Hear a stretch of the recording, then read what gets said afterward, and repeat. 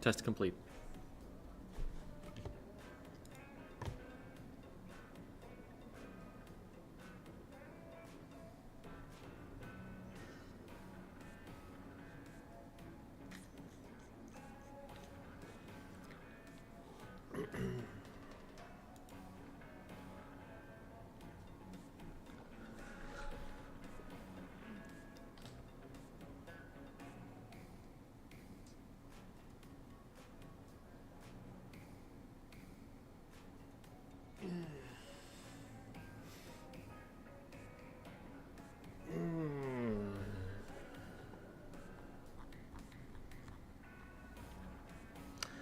Hello there, Devvy, and once again, happy birthday. And hello, Josh, and Pink Ice Cream, and Ink Killer, and Lee, and Mustard, I think, and Okozar, and Ty Sculp? Ty Sculp? Ty Scoop? I don't know. And Squid Kid and Stormcoder, hello, and Minty Misk and Azashi and Graphical and Frotby and Fire Falcon and Femi, hello Femi, and Sizzle Up and Syri and Tom and Chaluna and Moth Mage and Machina and Tron from the Future and Lily Gravy Bread and Cherry is James and Phydro and Hansi and Ale and Sicarius, and Sai the Ninja, and Hello Agent 4, and Raspberry Shark, and Ready. Devvy is a very frequent guest on the channel here, and a big help with helping run the Discord. Devvy was a former teammate of mine, formerly my team captain when I played for the Grillers. And has been a good friend ever since, and has been with the channel since back when it was, Bravest Esports, and it was like our first streams out there. Like, she was always one of the ones who was there. And hello, Dragonstar, and Andrew, and Blaze the Fancy Gecko, and Green, and Skogvetter, and Dough Sour. And hello, Vincent, and Macaroni. The patch changes everything, and to be quite frank, 210 True.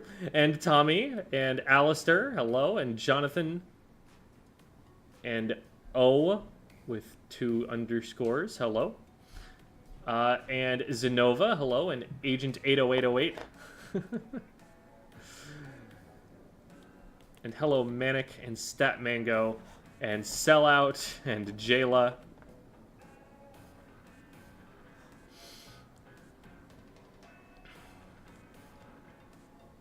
Welcome, everybody. Welcome to Squid School. Bloop. And hello to, should I call you by Bad Fur Day, by Draconis? Like, what tag do you go by here? I'm not hearing you if you're saying anything. I just dragged one of our VOD reviewees up into the channel here, so they would be audible, but maybe technical difficulties, or they're muting or something. So yeah, they've just gone on mute.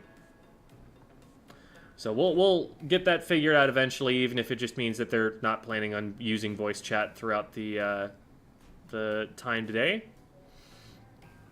And Devvy, feel free to hop into the commentary channel if you're available. I know you've got you might have birthday stuff going on, but oh, there's Devvy. Hello. Hi. I don't have stuff till like 2.5 hours, so we good.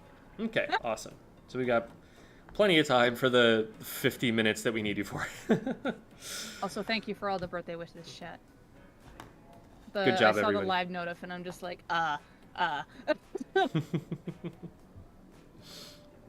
We did it. All right. I've got a DM real quick. Okay, so they're restarting the app.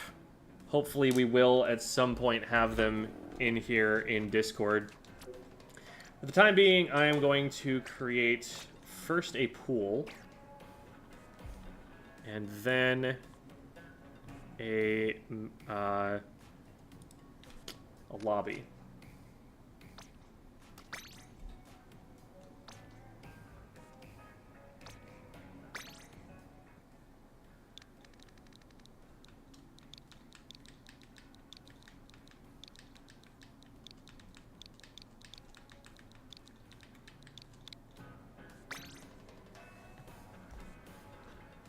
Okay, so there's that part. And now we can switch to other cats. Thank you, Dash.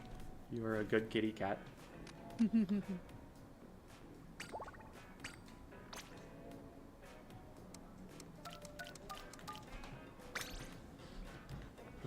lobby's up there, and I'm gonna send the pool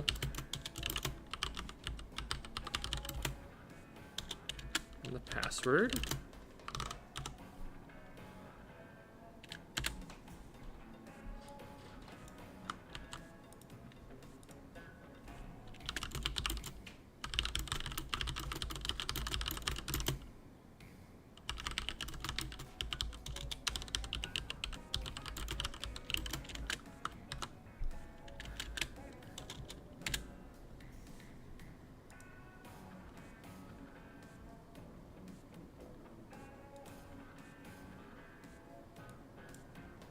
Okay, is it working now?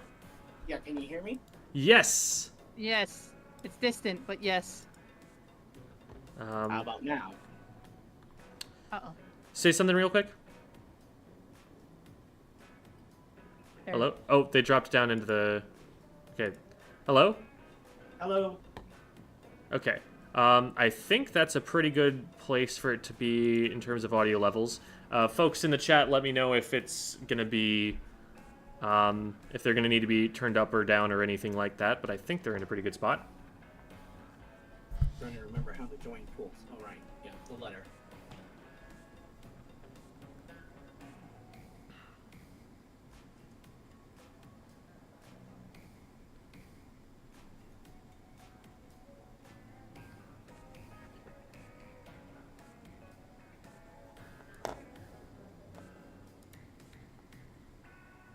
Didn't ask for a password. Did I spell it wrong?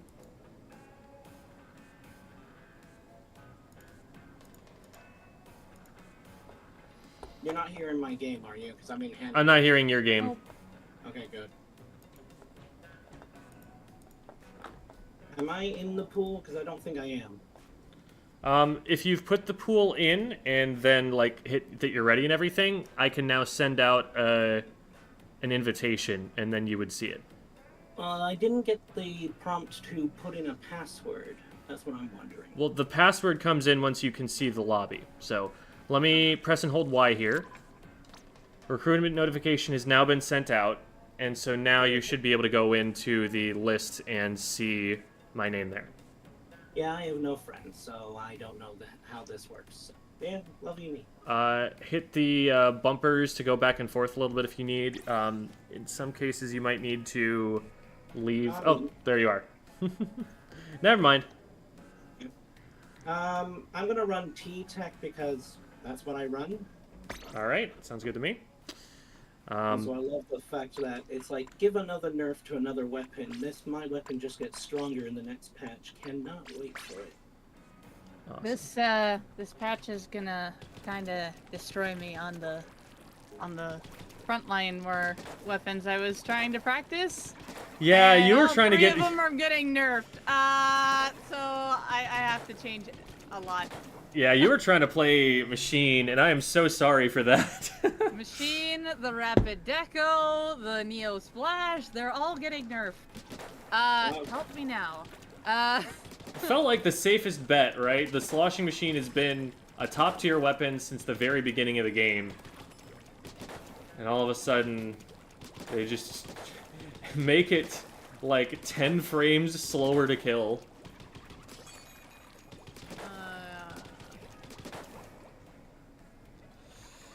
Just so you know, I'm in a not my usual gaming position for this, so it is still a little hard for me to get used to this. So I'll do my best.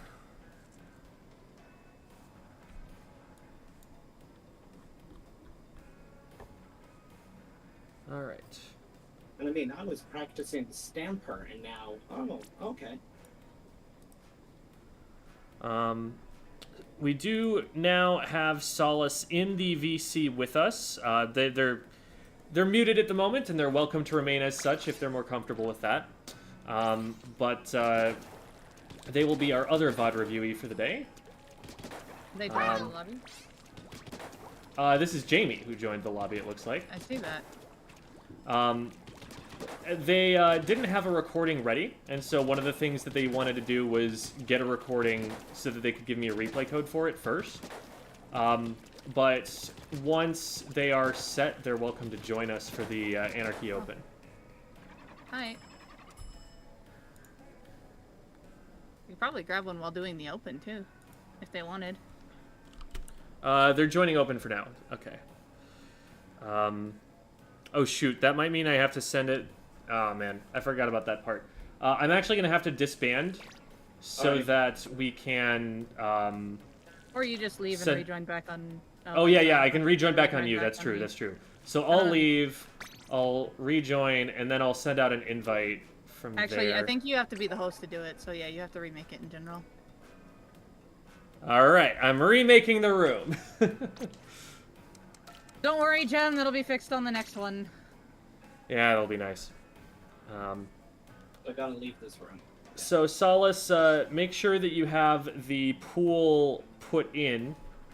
And then once that's all set, just let me know somehow that you've done so, and I'll be able to send out the invite, and you'll be able to join from that. So, lobby is back up.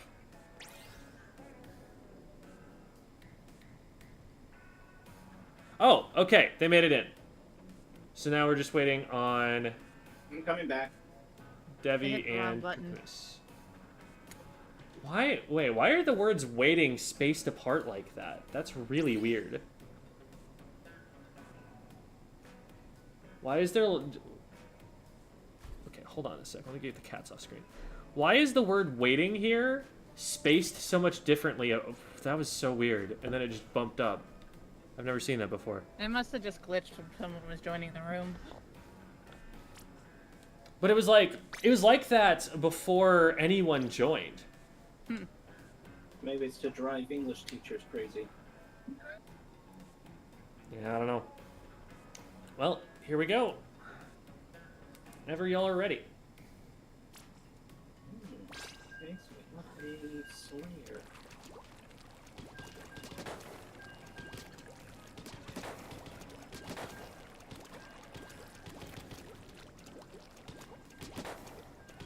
How many hours per week should I put in if I want to read checks rank?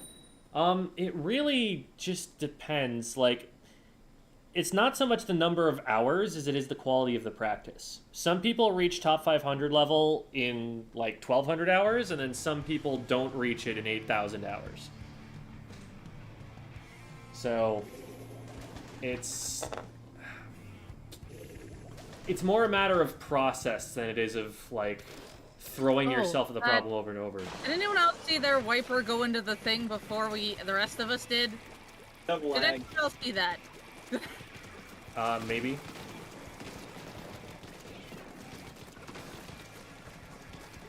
Pencil on right. I'm pushing around Pencil's left. on top right. Wiper's watching me.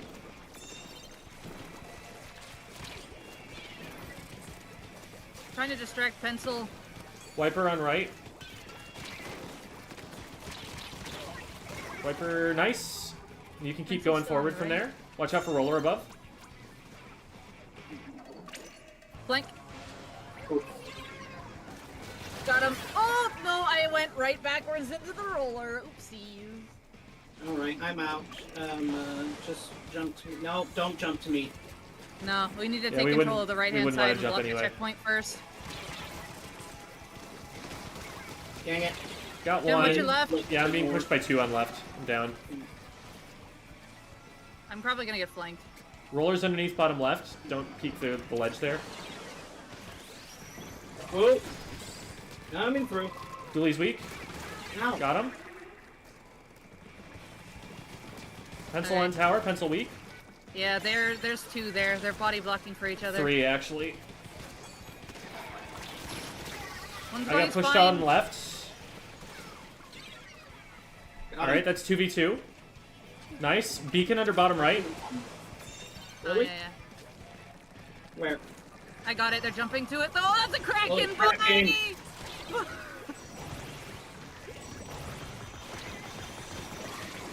I'm dead. I Got made it. him use the special. Rollers though. You're down. welcome. Dooley's on right. Yeah. Not for long. They're still there. Nope, they're still there. And Hammer. that means the hammer coming through, but got him. Nice cancel.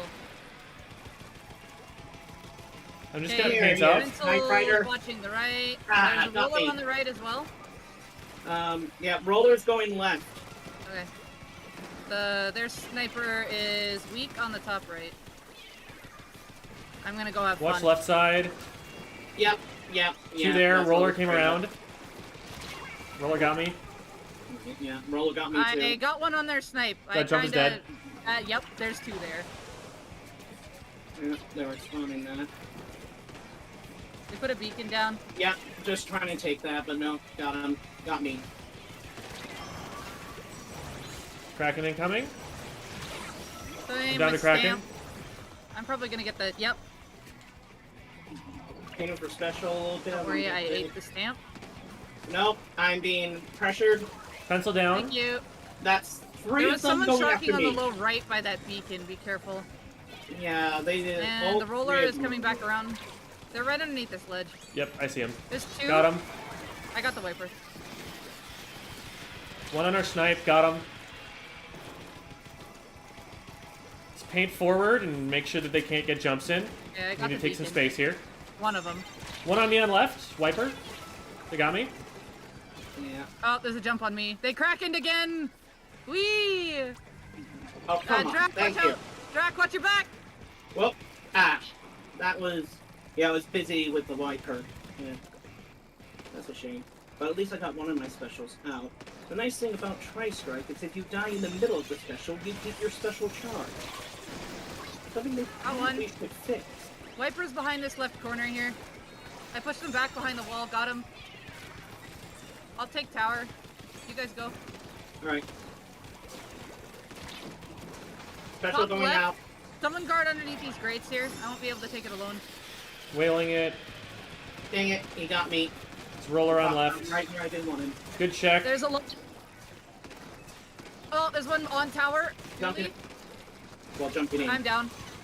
Alright. Roller's weak. There's Traded it. two. There's one more. Two more on. no, on Drac there. no. Jump out if you need. Good try. Yeah. I don't think I can take the whole team. Yeah, the goal is not to try. Yeah. Where did those dualies go after they reach-slided? There's one behind you. Oh, Yep. that's where the roller is. I'm dead. Out. I can't hit that. Boy, they are just double teams. Good match, though. 5 seconds. We need to get on tower now. I don't know if we're gonna I quite think we make need it to there. survive right now.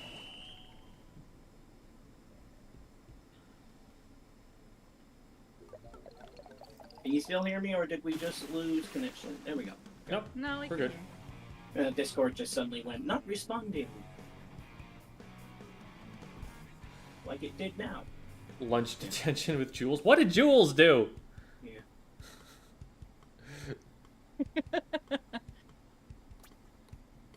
Oh, 11 for 11. I didn't do that bad. So I'd like to keep my deaths to about 8. So. Alright. Continuing on here.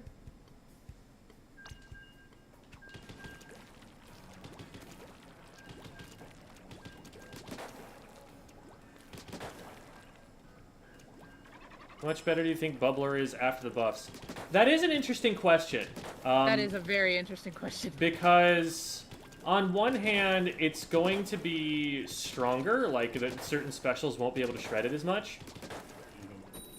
On the other hand, specials aren't really, like, there are definitely some specials that could hit through it that were a problem for it. But the specials shredding it weren't really the problem. It was players just focusing it down with their main weapons and shredding it that way, which was going to happen really quickly on any kind of competitive team. So another thing about it is that the size increasing at a certain point becomes bad for it because it makes it easier to get into. So I don't know how that's going to be. I don't know how much bigger they made it. I don't know what their plans were for it. Someone dropped in left side. Yeah. Okay, but all three are down. We can There's move one up. in the left corner. Got him. There we go. Now just right in front of tower on their plat here. I'm going to flank. I'm going to try them. Good. Nice. Oh, someone's below me. No. Come here. Play nicely. One's still by the tower. Yeah, I got him. Got one on plat. That's wipe. I will have inkjet when I get the checkpoint, so... I would like I'm down to inkjet blaster. at checkpoint. Okay, someone grab this. 3 at their spawn. Nice hammer. Go in with it. There's a blaster in front of Yeah, tower. there's one at tower. I got it, but I'm just gonna go like this. Is it still gonna count? It'll count. I'll stay on in case. Ooh, Zuka down. There you go. that would have been an amazing dodge if that was actually launched at me. There's torpedoes Backing going up, to tower. backing up. Nice. Oh, on tower. Oh, he's going out. I'm down. Nice strikes. There's Got two him. there. One there. I'm Two. jumping the tower. Got him. Traded though. Traded one. Range is last. You can go. Range my ouch. Coming outside. Jumping. There's one One below on tower. this. All right. Nice hammer. Hey. Good stuff.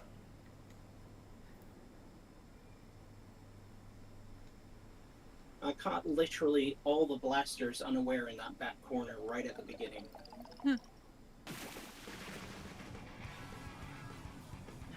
Should put a turret in the middle of the bubbler. I don't know.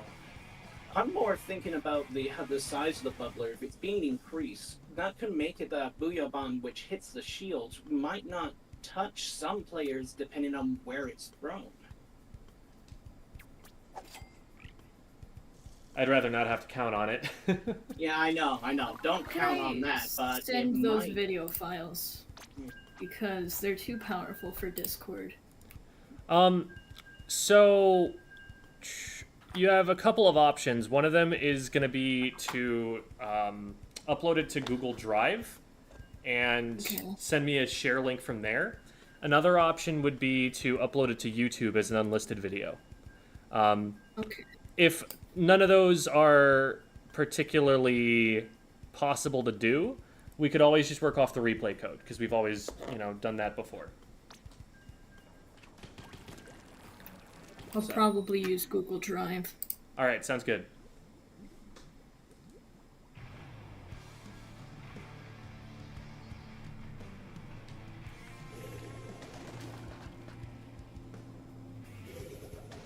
All right.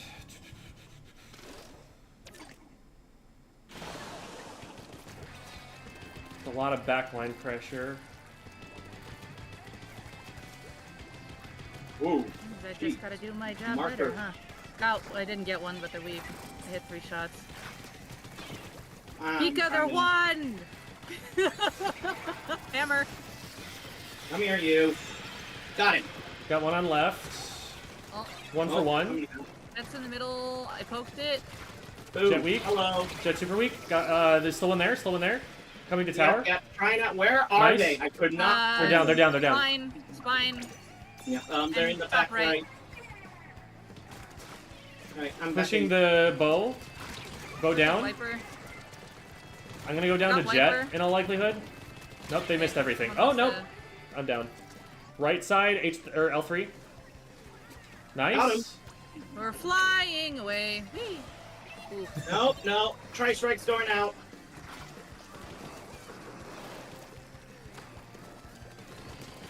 Come Bow here, weak. Yeah, I hit one too, so they That's are one shot definitely- above me on the left, and there's a Viper here. I gotta. Yeah, nope, I saw them retreat. coming L3 out. down. There's 2 on the left corner. Yeah, trying. Got Yeah. another. We have a Ow. gem left side's compromised. Yeah, On my way. completely.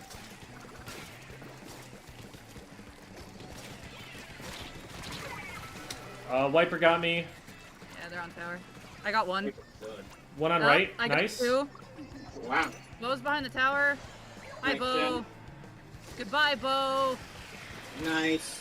There's a jump 2 there. Yep. I didn't have the ink for it. They're still there. Tower. 2. Oh, someone's below me. I'm dead. Jet's behind that block. Jumping out. Got the bow. Good. Got ya. Oh my god, Nice. they're all here. Oh my gosh. One Good left stuff, on good the stuff. spine. I'll Yeah. take tower. I'm not close to ink yet. Ow. Oh, Parry never We're mind. two down, we're two down, don't push it. One. Not. Wiper's on the left. I'm getting whaled pretty bad here. I'm coming in. I'm gonna push left. Okay. One on top right. Okay, okay, hold on. Okay, they are going Okay, left. I'm gonna go for the bow, alright? Right. They've got a Wiper and the... I forget, the long one. Ow, the Wiper got me.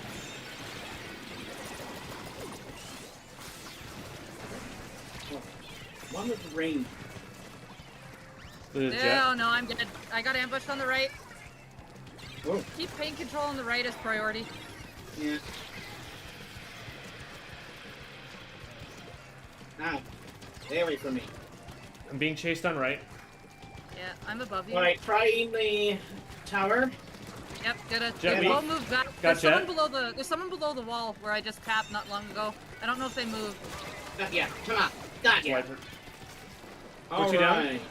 Alright. They're jumping in. Yep, there's a hammer. Hammer traded. Nice trade. One jumping to mid. Oh, one's right in front of me. Oh, I missed it. Keep control of the right-hand side. Just keep going out on the right. Oh, hammer. Oh my goodness. How? Hammer. Hammer down. Yeah. They're backing on tower. That's 2 of the resources. 3. All the resources are gone. Hammer got me. Alright. How many hammers 3 on we the got? right side. I got 1. Bo's in the corner with another. That's not anymore. Ow. Oh, it's getting One the still flowers. bottom right. Got him. We got him. Thank you. Wiper at tower. Wipers by tower. They're chasing. Behind Noct. Nocturne. Oh, they're going in the right corner here. I don't have any They aim jumped. for this. Okay. Oh. Uh-oh. Close to whale. Ow. Oh, how did they see me? H3 down. My L3. tower is Jet. Tower's weak. Got him. Okay, I am being whaled. Keep them with me. There we go. Push Bo. Okay, it's backed up. We're good.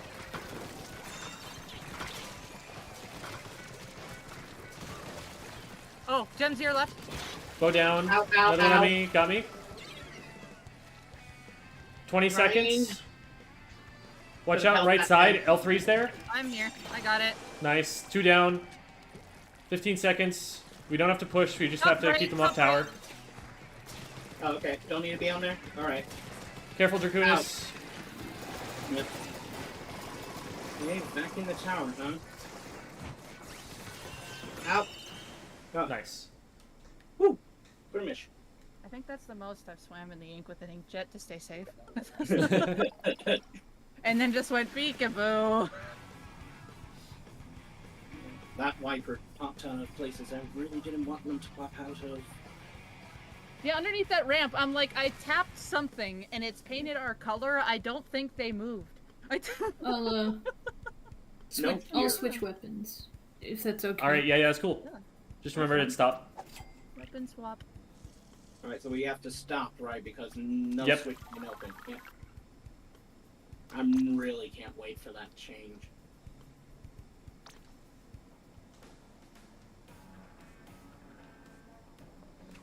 GG's, Santiago. Guiding turtles. You fixed my BRB screen. Pika, you have to DM me that so I can actually like properly fix it. Then I don't have to scroll through a chat to find it. Where's my battery door? Hey, we've got a raid. Raid! Raid from Flash. Yay, thanks, Pika.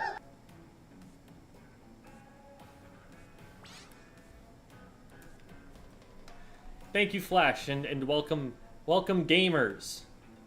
Welcome gamers gaming to the games that we're gaming.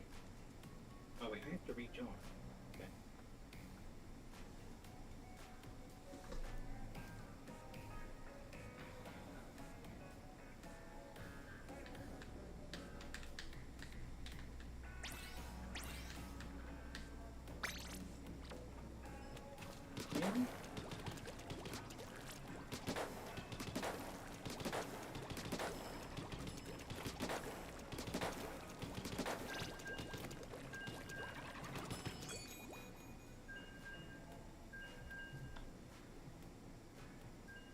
I'm just glad I didn't mess up at the end there with using my strengths.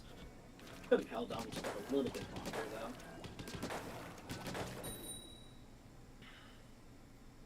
I forget whether InkVac actually absorbs the Tri-Strike beacons. Like, usually it doesn't. I don't think Usually those don't get stopped by stuff. Yeah. That's what I like about them. Not even walls. Or seals.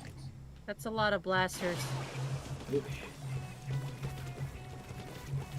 Tommy Spoon, the only answer to that question that I remember is the internet. Ooh, ow. Ow. Ooh, Blaster that was left, a right. shot. Blaster down. Yeah. The second one's on the right as well.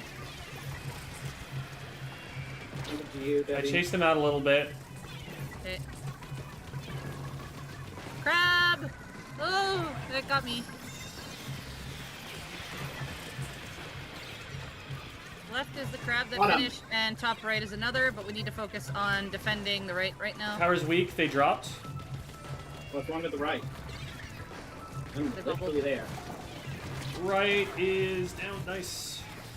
Oh, there's a blaster right in front of me. Goodbye. Tower's down. Just, there's two more by tower. Down.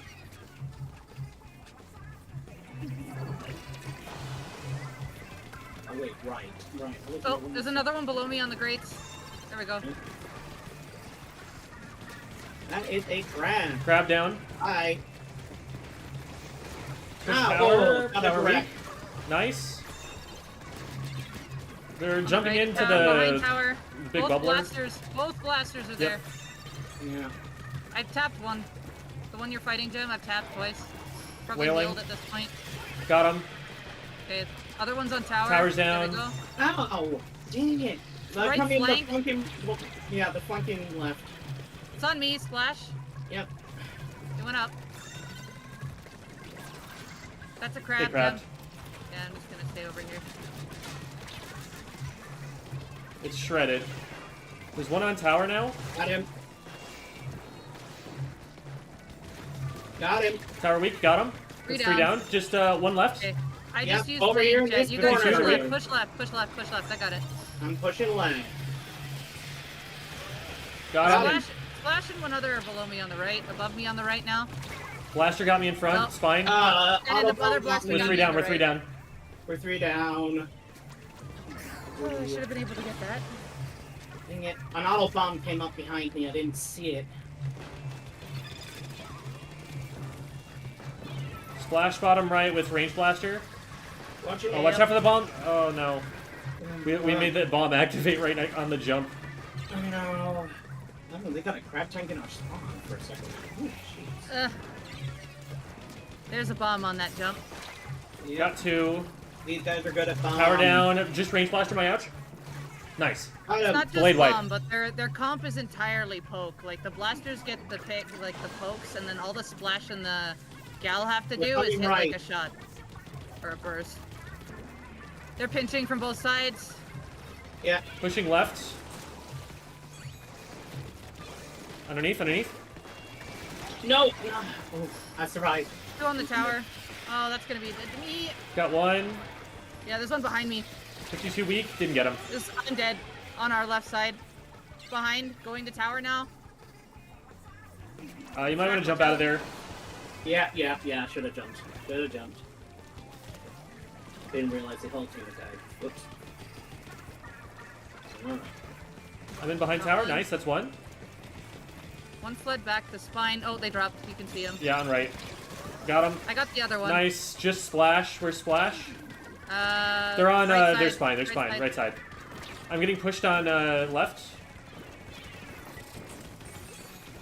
2 on the right again. Wailing. Directed. That's a crab. Oh, there's one on the left too. I got my feet stuck. Jeez, these Yep. guys are good at directs. Careful, they're nocturnes, you're alone. Ah, okay. I've Ninja Squid and they just shot me point blank while swinging my own ink. There's a flank on me. Got him.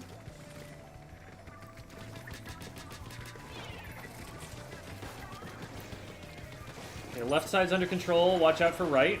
Oh, I'm out of ink. Got one. There's one on my jump. 2 I'm being spine. pinched on tower. One from right. 1 behind me. Got him. Nice. Got 1. Thank you. That's 2 down. Tower. Yeah, we can't right now. There's a blaster, and I can probably grab it now, but the blaster's gonna go right back in. Yep. Watching the blaster. Got Some him. help here. Ow. Top. I have left. inkjet. I'm down in front. Top left. There's They're all 2. there. Got 1. We need tower, 2 seconds. Yep, get tower. I'm not close to it. Ow. I was in inkjet.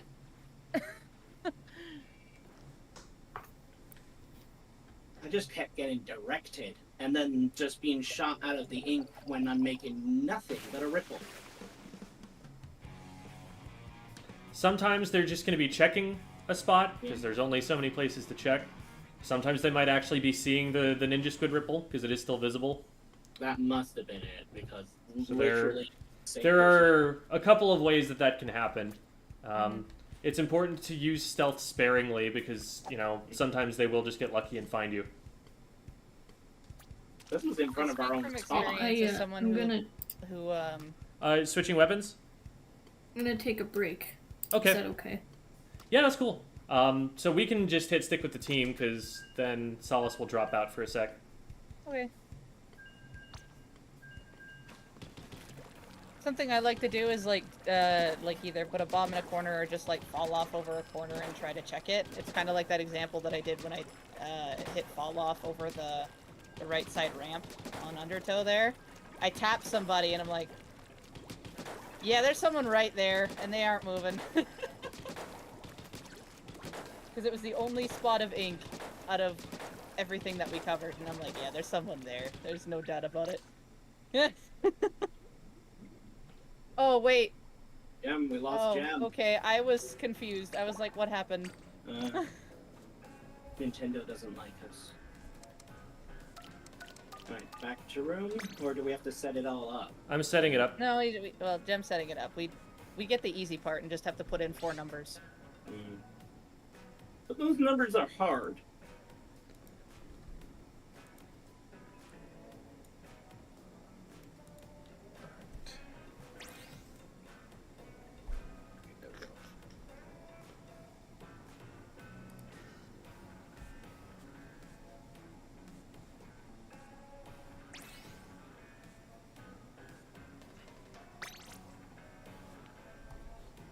Are we gonna just do a random 4th, or are we getting? Yep. Okay.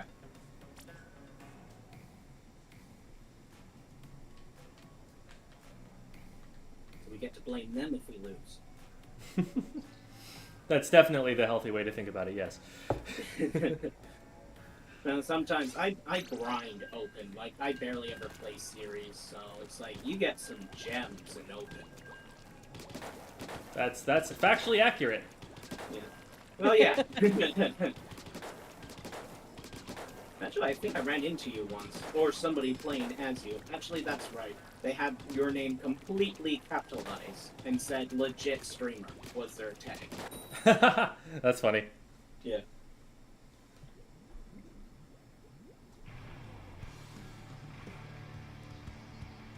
Oh, jeez.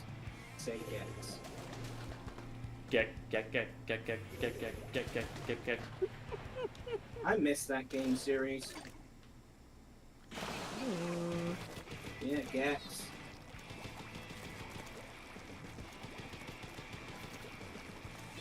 Okay. No, you don't get to do that. Oh, no. Oh. Okay. But I got somebody. Apparently there were more missiles behind me from another person. That might have been me because I was flanking. Sorry. It's okay. Oh, come back here. Yeah, Hydra got me. Yeah, Hydra. They're booyahing, be careful. Booyahing. Gonna move up. Use it out. He threw it in directly on the side I was going. Yep. Oh, there's somebody coming up behind you. Don't know which one that was, but they're coming bottom left. One shot is for the hammer. Nope, nope, no. I think he's lagging a little bit, or I'm lagging. Wailing top left, see if you can get up there. Whoa. Okay, yeah, all the bombs missiles are coming to me. Alright, almost got, okay. Tri-strike coming out. Going on the tower, one. Careful, we're a little Got split. The sploosh has definitely got a bit of lag. Yeah, that's what I was saying. I think that sploosh has a lag, because I keep killing him and he keeps blowing up 3 feet away from where he died. On my ouch, nice, you got him. One. Yeah. They Sploosh has hammer, be careful. I got their Hydra. They popped hammer, Okay. I think. Okay, he disappeared, threw the hammer to the left of me, disappeared again, and then killed me. Okay. Got that. Hey, booyah bomb. Good. I don't know how. Wow, okay. Hydra is still watching right. Got charged, they're coming. Oh! Okay, out of here. Oh, there they go. They finally DC'd. There we go. Music to my ears.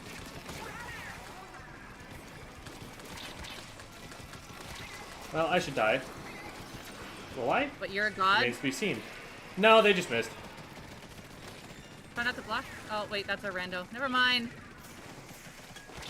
Yeah, that's not me. Got him. I traded with the Hydra, one more top right. Okay, I'll get on tower then. That would be the reflux. Come to me. Reflex okay, is on somebody tower? coming in. Yep. Trying to kill him. Where did he go? There We're we go. down.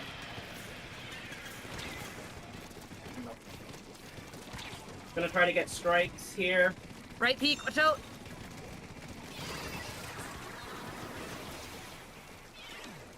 Out. There you go, Jerry. I couldn't see. I know. But it got rid of any bombs that were potentially thrown at you. Alright, they're That's booyahing. a booyah bomb. Ouch. If they had less armor, I could have killed them. I'm alive! Devvy, I'm coming to you. Is it Devvy or Debbie? With a V. Yeah, I thought so. There we go. 2 Vs. Let's just say I've never really looked at the name, I've just heard it said, and sometimes I hear V's as V's. Because... No worries. Yeah, it's common. But it's short for Devereaux. Thought it was Dewey. Sam calls me that for fun because of that. What am I doing for battery? Yeah, I should be. If you're wondering why I keep checking my battery, it's because my Switch is one of the original ones when it first came out, way back. And the battery has now started to turn itself off completely when it hits 40% battery life. Oh no. Yeah, so it only just started doing that, which upsets me because it only ever happened when I was in a match where I was about to win. So yeah. And I want to get a new Switch, but I'm pretty sure as soon as I do, they'll come out with a new one. I think that there have been some people who have had issues with the battery dying on them, and that they've been able to get the battery specifically replaced somehow. I'm not sure exactly how, but I think that's a possibility out there. No. I'm a Nintendo warranty trained, so I can Oh, actually okay. repair this myself. Cool. I actually repaired it already Ooh, respawn Punisher Blaster, and then With 2 double dead. tents. No, they're going camping. Not for long. 110. Oh, and traded back. Okay, so got the tent and then got traded back. He is hiding in that tent. They may be going camping, but we're bringing the storm, so I don't think they want to pitch those tents.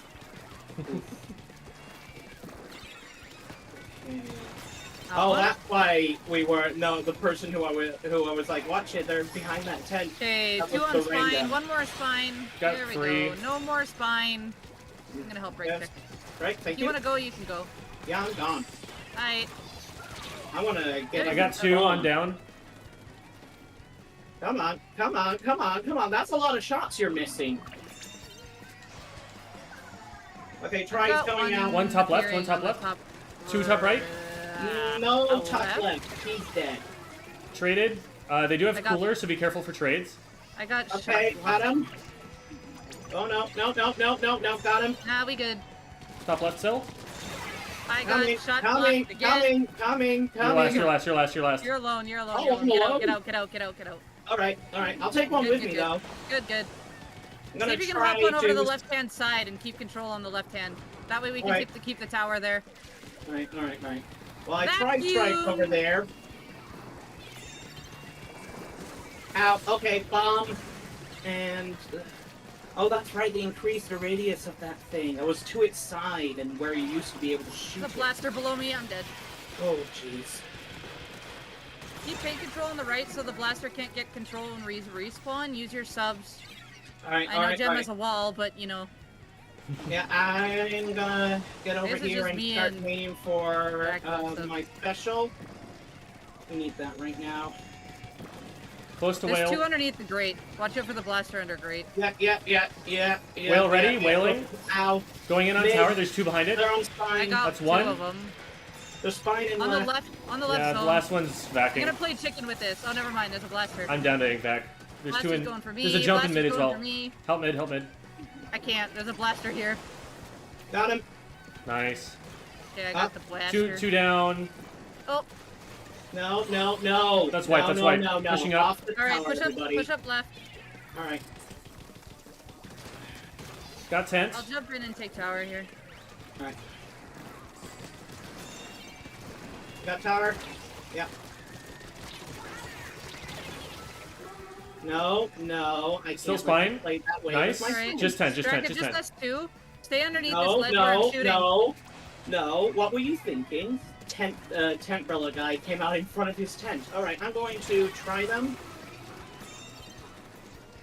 They're gonna come out bottom, back left. Watch for Okay. that. I'm alive. I'm alive.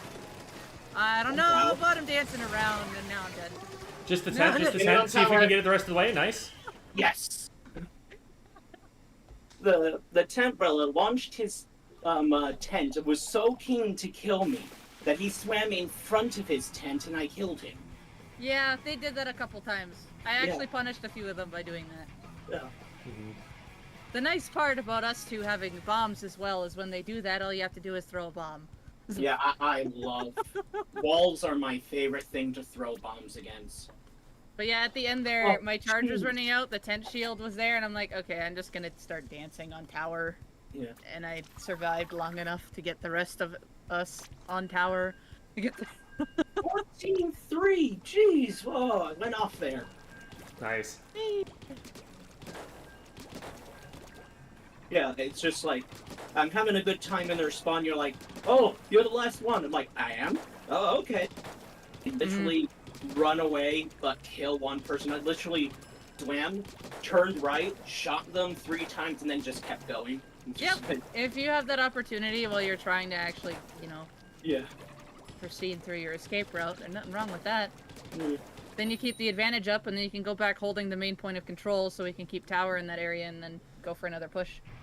Jam, do you think Stamper is going to be even harder to run in tower control the next patch? I think it's going to be harder to run in general. 30% ink consumption nerf. Like, it's hard to overstate how significant that is. That's, like... It's a lot. Oh, there's a Think Devvy there. about, like, a burst bomb, right? And how much that takes up of your ink tank. It's Okay, now, basically, like, doubled how much of your ink tank that takes okay, up. I am getting pressured there. I need to get out. Okay. Somebody's to the left. Yeah, I'm Oh, down on there, left, missed some maybe shots. I got one with the bomb. One bottom Okay, left still? ow. Okay, they have 2 On beacons Munchie, out. our teammate. They traded. Let's So we're good. protect Munchie. They're beacons, though. Watch out for those. Yep, they've got 2 beacons already out, 1 top right and 1 top left. Hey, Tower's leader's on the down. bridge. Leader's Your leader's watching on with the bridge. Try. Yes, I see him. No, you don't. Get away from that. Love throwing bombs. One on tower. I got Nice. one. Ow, ow, ow! We got a shark! Yeah, I got him. Thank you. Behind the Damn it, pillow those and top ones. left, top left. So close to my special there. Careful, leader's back left. Okay, got my special coming in. I'm down to leader. Yeah, I see this. Get in the leader, out of there's There your are a beacon beacons here. on right and left. Eh. Right. No, go away. Leader's on the back left. Going right now. Oh, someone jumped in Try here. to flank. I got him. Leader got me while I was shooting the beacon Got player. leader, Nice. got leader, got leader! Okay. Nobody's on tower. I'll load. I know. Just I have to get rid of the carbon first. Try striking! Okay, there's a bucket behind me. There we go. Oh, what did Nope. we die to? Nope, Nobody. I have a booyah Nope. bomb. One on Oh, top, front of tower. there's Got him. Got him. got him! Nice. Got him! That's my Alright. house. Go! No, Blade you wipe, can't yeah. come out to play. Okay, maybe they can. Got him. Should have used my tri-strikes. You're okay. Well, this is the thing. I get so excited when I'm killing people. Hold the line. Oh, that's. I did not see that carbon there. Hold on. That was close as hell. I just landed just to If- see that swipe. Well, at least we had a jump in coming to me, but Yeah. I should have been dead. Oh, I 100% should have died. jeez. Yeah. I keep going into, I've been getting coaching lessons from Zero. Really nice guy, by the way. And he keeps going, you do know you have your tri-strikes, right? And it's like, I kind of do, but if I can kill him with my gun and save the tri-strikes, I'm gonna do that. Yeah, because depending on the situation that you're in, if you're popping tri-strikes, you become vulnerable. Yeah, I really hope the only, I don't think it needs too much of a buff or anything, because where it is really nice, but a mobility of being able to be squidding, but like as slow as a Zuka, or if you want, as a Rainmaker, you know, if whichever one of those is slower. You know, just like the idea of just popping out of the ink with three massive bombs in your hand. I used to be a demo main on Team Fortress 2, that's why I like bombs.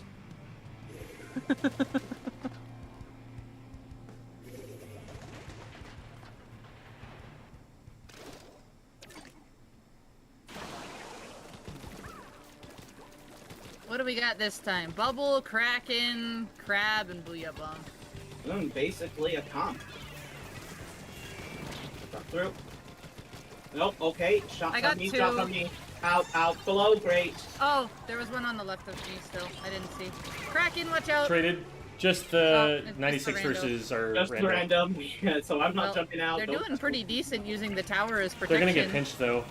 I know. Ow! Ow, that was a good bomb throw. I got two. Okay, they knew I was there. Oh, do they have thermal on? Nope, okay, just... There you go, Jerry.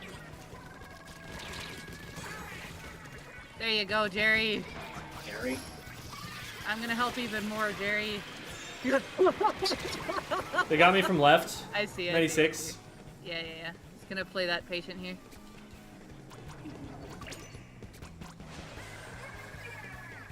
Drac Okay, is they in moved- behind they them. Let's moved try out, and they get moved tower out. moving. Yeah, I got it. They're still on Crab the out. There's a level. crab. Ow. I got the Yeah, I wrong couldn't one. clear I the just 96 flanked them from from the left. behind. 96 Just drop, like got right him. there. Alright, recontrol One in mid. mid. They're on me. They're weak in the corner. Okay, Nice. 2 for Is there 2. another one? No, Okay. they got me from tower, I think. That's a bubble. Oh, that's a bomb. That's a booyah, and everything else. 96 is below. I got one with a bomb. One on tower, two on tower, and third one left. The third one left got me. Kraken. Dang it. I can't exactly drop right now. They're coming left. I'm watching your flank. There's one here. There's one here. Devvy, left flank. They got crabbed. Out dead. They've got us like 3 points here. I got one. I'll have Booyah Bomb Ooh, jumped. shortly. There you go. Nice Got booyah. Dang it. Okay, we really need to get that. The Kraken on there tower? he is, Yep. Kraken. I was trying to get him, but it was just me. Oh, and the then, Booyah Bomb is gonna. Nope, I'm alive. Got one off tower. It's still Another below couple the ramp. behind. Heads give up. me- Heads up. Still behind tower. Nope. I Get got out of one. there. I need my special. Painting up. Got it. Here we go. I hit one below tower. One's gonna flank me right. Okay, yeah. Please die. Booyah Machine's weak. Exception. Didn't get him. What that was. Watch out. Kraken behind us, Drac. Whoa! It just ran out, bottom right. Oh, I got bombed from the other side. They pinched really well. Okay, I threw a bomb. They were in that. Hit them twice. Didn't die. Okay. They probably used the wall. Oh, that's a crab. Hello. No, the wall was That's in the corner. everything else. I'm dead. Here. Okay, Kraken's coming up left. Uh-oh. Good thing I didn't drop. Oh. Okay, Fine. Kraken blocked all my The shots just then. flash is behind you. Yeah. There's 3 on tower. Okay. I get out there, finally get a good shot Careful. on one of them, and the Kraken drops down and blocks all the shots. Yep. It's doing its job. Yeah. Not saying that it doesn't have to be invincible, but I think that it should lose No. some of its potency if it gets shot. Watch out Well, behind you, Jen. it is the way it is, so we'll have to adapt to it. Yeah. One coming far left. Got one. Booyahs again. Got Alright, one. add Still again. one getting on tower, I think. Or somewhere nearby. They're backing up There's a little one bit. Oh, one in behind front, it. one in front. Help. Oh, it was my teammate there. The rando. Unfortunate, I couldn't talk to them. And they have Crab Kraken and and Crab. Kraken. Yeah. Missed the throw. If you throw the bomb just nicely, you can just explode those crabs. Oh no, that's a good use of specials. Yeah. I think this was a proper team, because I can't get out there at all. All 3 of them are shooting up. Welcome to lockout. This happens a general time, and then the whole biggest thing is trying to collect everything. And of course, we have one that we can't communicate with. But the key thing is patience. There, like sometimes you have to sacrifice points in order to successfully defend. Yeah. I think I died probably like 15 times. No, 13. Okay. So that'll be our last one, and we're gonna start up with the VOD reviews now. Have fun. Thanks. No. Thank you, and everybody go and watch Devvy's birthday stream later on. Should If be I a can good still time. do it. There's well, I have the VOD from yesterday, and then there might be a pretty big storm actually happening during the time when I was hoping to stream tonight, so it might not happen tonight, but you know, we'll get something Happy going at some point in birthday, time this Devvy. week. An ink Thanks. storm. So we'll start with Solace. Solace, which of the... I see 3 Squelchers games, 3 Wiper games. Which of those would you like to go over if we'll only have time for the one? Refresh, and I have some of them marked. Oh, okay.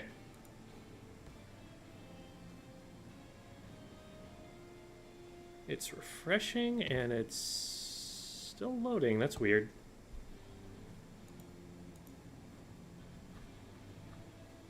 I'm going to click the link again. Is the stream good? Why is it taking so long for this to open? Yeah, it looks like that's fine. The link is just taking a really long time to actually open up. There it goes. Okay. They still have the same file names. I see, like, Squelchers 1 and 2, Squelchers 3, Wiper 1, Wiper 2, Wiper 3.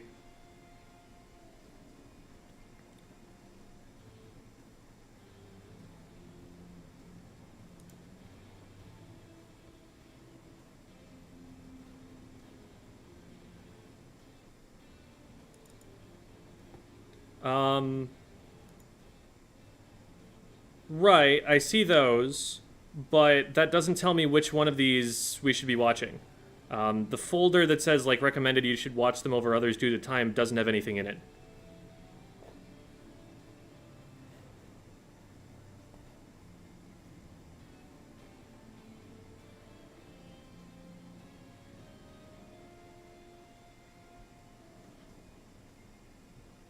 Oh, okay, so wait, you want me to look at, Wiper 2. Okay. Okay. That was loud. One sec. Okay.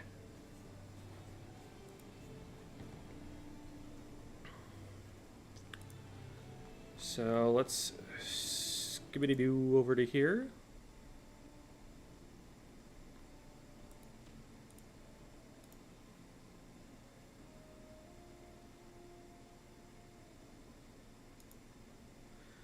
All right.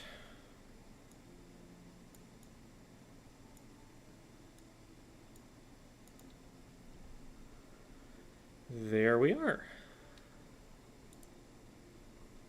Yeah, no worries, no worries. Okay. And I'm going to really quickly share screen with the call so that you're able to see in real time without any stream delay.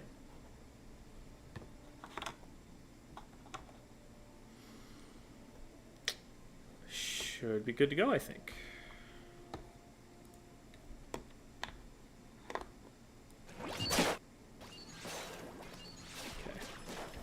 And I think that volume's good. Yeah, that volume should be good. Oops, not that. I want to be able to... Okay, here we go.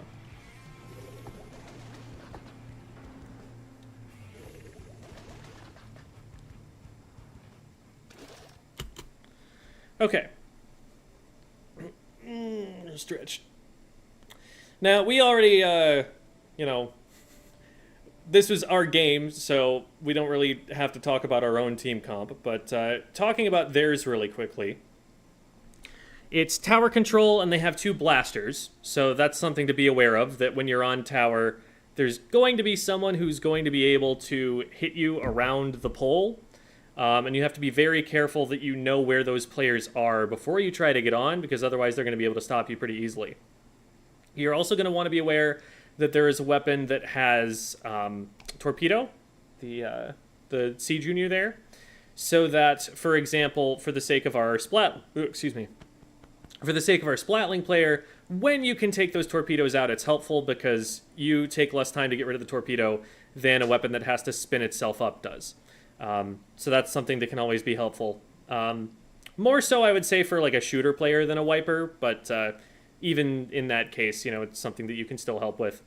And finally, the other thing you want to be really careful about is when the splatter shot has Trizuka, because what often happens is the splatter shot will just kind of play it like it's a backliner, where it's like hiding behind a piece of cover really far away that you're probably not, you know, thinking to look at. And then they'll just like pop out when they see you and take a shot that's unreactable if you don't see it coming. So those are the main things that I'd be, you know, careful about looking at the other team and what to, you know, look at to keep myself alive. I'm going to take a quick look here. Okay, there we go. Talking is difficult. Can I say in Twitch chat? Would I hear be better? The Discord DM would be better because in Twitch chat it's going to get buried and I might not see it. So Solace is DMing me over Discord, which is where I'm... That's who I'm talking to. There's not an invisible person over here to the left that I'm inventing. The Solace is real, I promise. They exist. Anyway.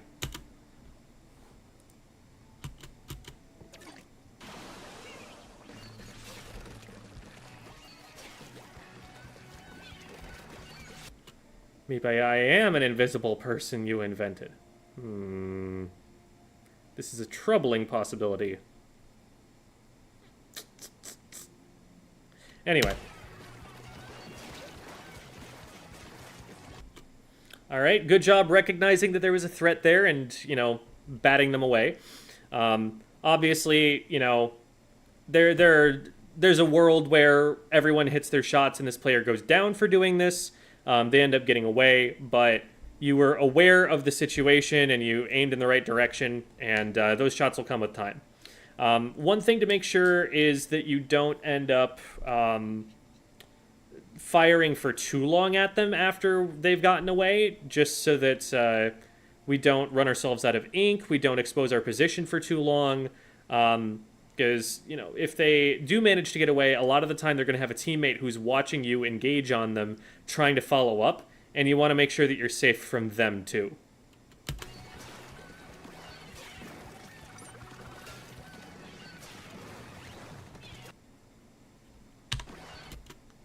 Okay.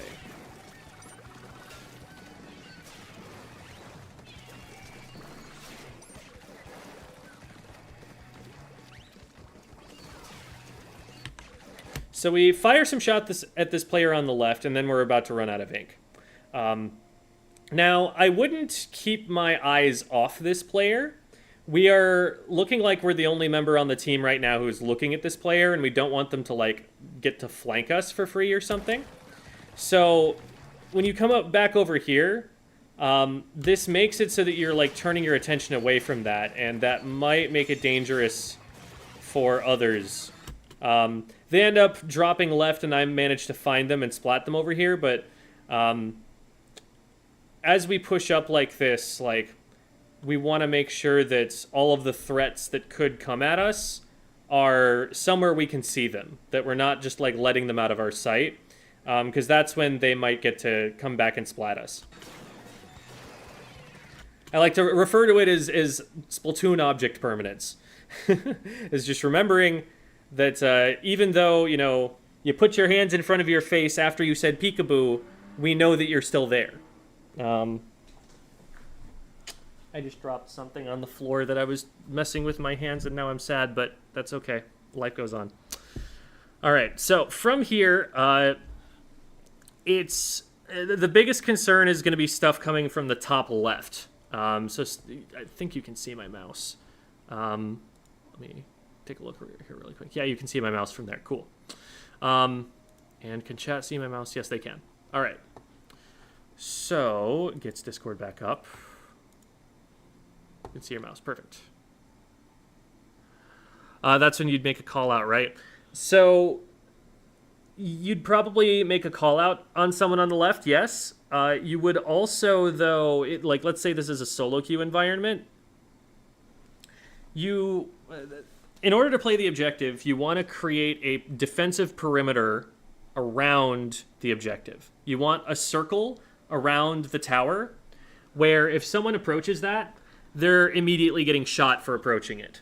And any direction that they can approach it from is dangerous because they can attack the tower from any one of those directions. So even if someone's, you know, behind us, it's still important to make sure that they can't, you know, flank.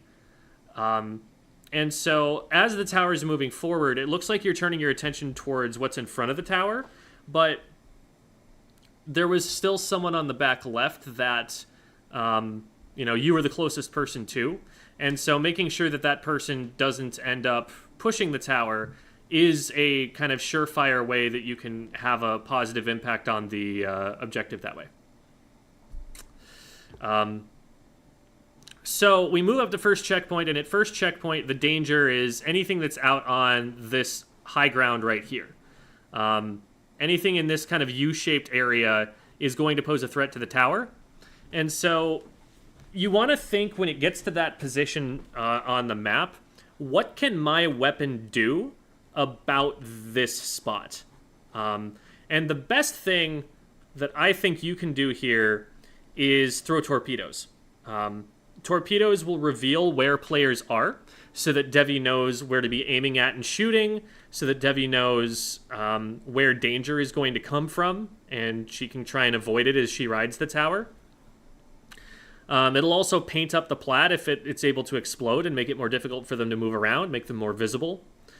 The main weapon isn't going to reach up super far. You can maybe try to snipe someone who's right on the edge from across the way with your charge slashes, but that's about as much as it's going to be able to do.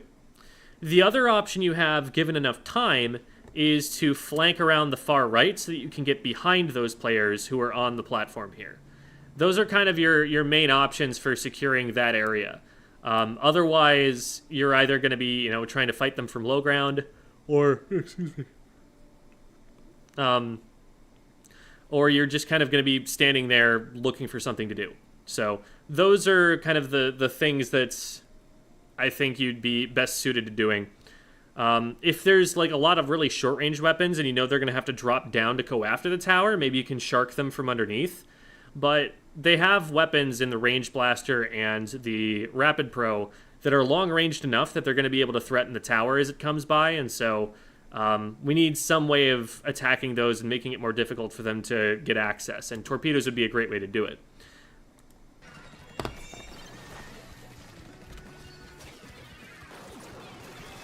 So we do end up getting up on tower. Now, the danger of getting on tower is that tower, number one, is what everyone is going to be looking at. And number two, tower is what everyone's going to be shooting at. Because they know someone's there even if they haven't seen them. The game tells you, it says that someone's on the tower and someone's off the tower. So, if you go up on tower while someone else is already there, chances are, they're already trying to fire a shot at the player who's on the tower, and they could hit you by mistake. Or vice versa. You could draw their fire to the tower and have that player get hit. So there are some ways in which, you might be able to use that position on tower to get a vantage point on the opponents, but a lot of the time it's less safe to have multiple players on the tower unless you're trying to, use the tower to jump across to someplace else. And since we don't have the opportunity to do that here, I would probably have spread out a little bit further away from the tower so that we can't both get hit by the same blaster shot. Now that we've got the tower off of this first checkpoint here, and it hasn't been stopped, the next place that it's going to go is to the right. And so from here, we really want to be starting to move to the right as quickly as we can, because that's where it's going to start getting contested from. If we don't get someone out in front of the tower here, then they're just going to be able to walk forward at it and stop it. One other thing to think about, though, is that we're going to need to stay in between the tower and what's up here to our upper left right now, because they could drop in from behind and try and flank the tower. So we want to kind of see where our teammates go. We want to see, are they going to go in front of the tower to protect it there? Are they going to go and stay on the left side of the tower and protect it there? And we just kind of want to fill in wherever it's convenient for us to help, wherever it would be impactful for us to help. So if there's a fight or something, then we want to make sure that we're in that position ready to take that fight. And someplace that our teammates aren't already covering. So we're not crowding them, we're not stepping on their toes and, risking getting hit by the same blaster shot. And also so that every area is covered, that we're not, quadruple teaming one angle and leaving another angle completely open to being flanked.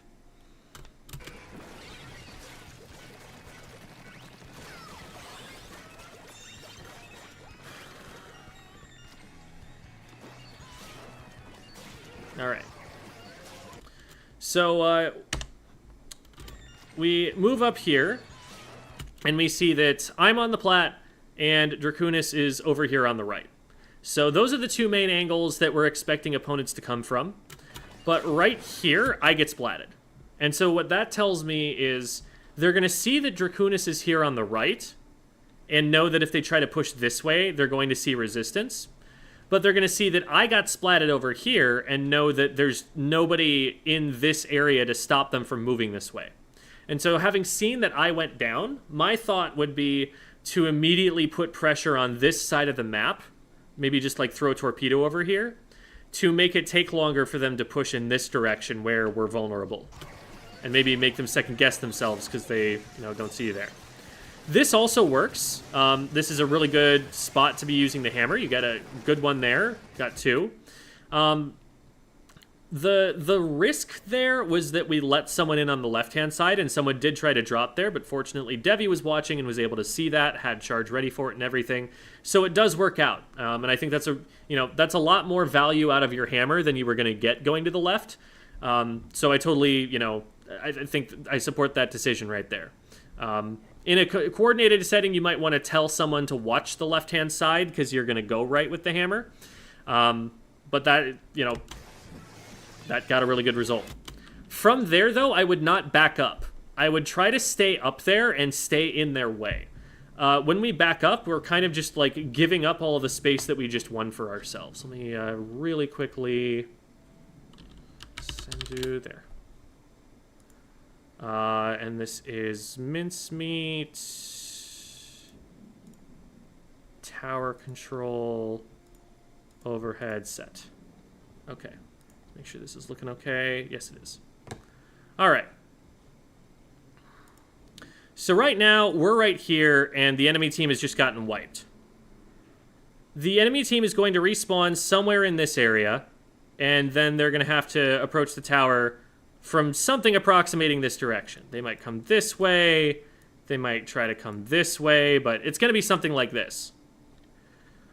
From where we're standing,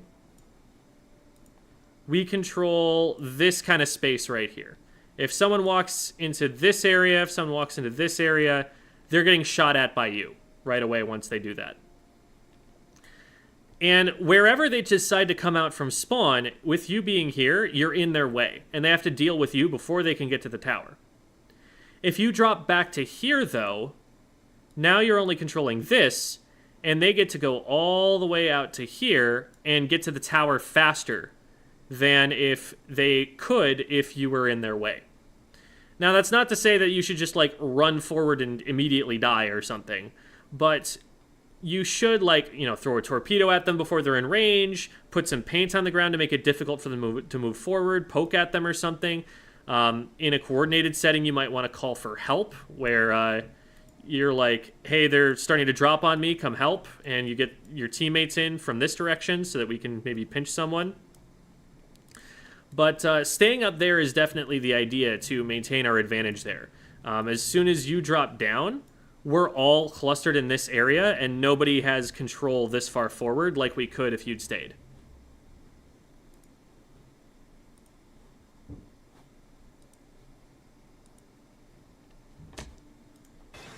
All right.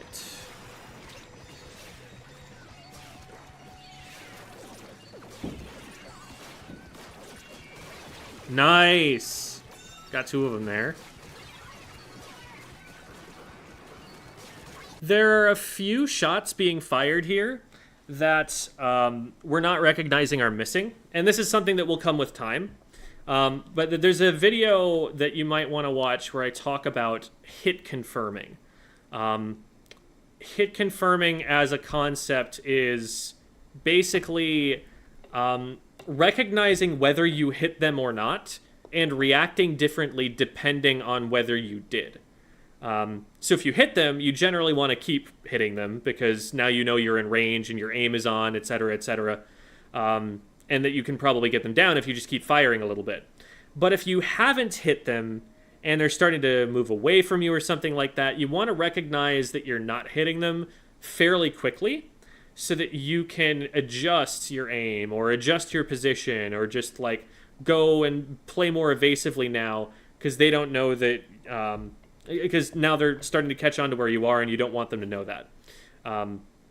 So like there were a couple of shots there, for example, that kind of hit the floor when we were trying to aim down at them. Just, recognizing slightly sooner that we're not hitting shots and moving up. That's something mechanically that you can kind of be thinking about and working on as you go. Just like, oh, I'm missing shots, I'm going to stop and I'm going to move. Do you have any tips for keeping your brain on? So the way that I generally describe it is that your brain is struggling with the fact that there are so many different things you could be focusing on, and you're trying to decide what the important thing is to focus on at that time. That there's so many things that you could be looking at, and you need to decide which of those things is going to be most valuable at that moment. Because you could be focusing on trying to track that player's movement, you could be thinking about where the tower is, you could be thinking about enemy respawns or numbers advantage, or whether you've got special or how soon you're going to get it, where you want to be when you're going to pop it. There are a lot of things you could be thinking about. And so what you want to train yourself to do is to think about what needs to trigger a certain thing to happen. For example, you start getting shot at. That should trigger you to look in the direction of what's shooting at you and figure out how to return fire quickly. You know, get your aim on, move a little bit to throw their aim off, that sort of game plan. If you don't recognize that that's happening because you're focusing on something else, you end up just getting shot in the back. So learning the game is a process of learning, when this thing happens, I need to focus on this. And training yourself so that whatever preconditions require you to focus on something, it immediately snaps you out of whatever else you're looking at and makes you focus on that instead. So you might have been, thinking about how to dodge around the tower to avoid an E-leader who's looking at you, but as soon as you've noticed there are shots coming from behind you, you've got to disengage from that and focus on the player behind you. And it's establishing those warning signs, those triggers, those psychological triggers, that you need to pay the most attention to at any given moment. One of those triggers, one of those alarm bells in my head is I'm firing shots that aren't hitting anything. Because firing shots that aren't hitting anything does a few things that are problematic for you. Number one, they drain your ink tank when you're not getting anything out of it. Number two, they alert the enemy player to where you are because you're standing up out of the ink and you're also firing shots, both of which are very visible things to do. Number three, you're not able to move very much while you're in that state. Your movement is considerably slower while you're on foot, especially when you're firing the weapon. So you're going to be less evasive, and you're going to be easier to track down, both, not just visually, but also in terms of aim mechanics. So it's recognizing that situation puts you in a dangerous position. And having that be an alarm bell in your head that like, ooh, I should be doing something different right now.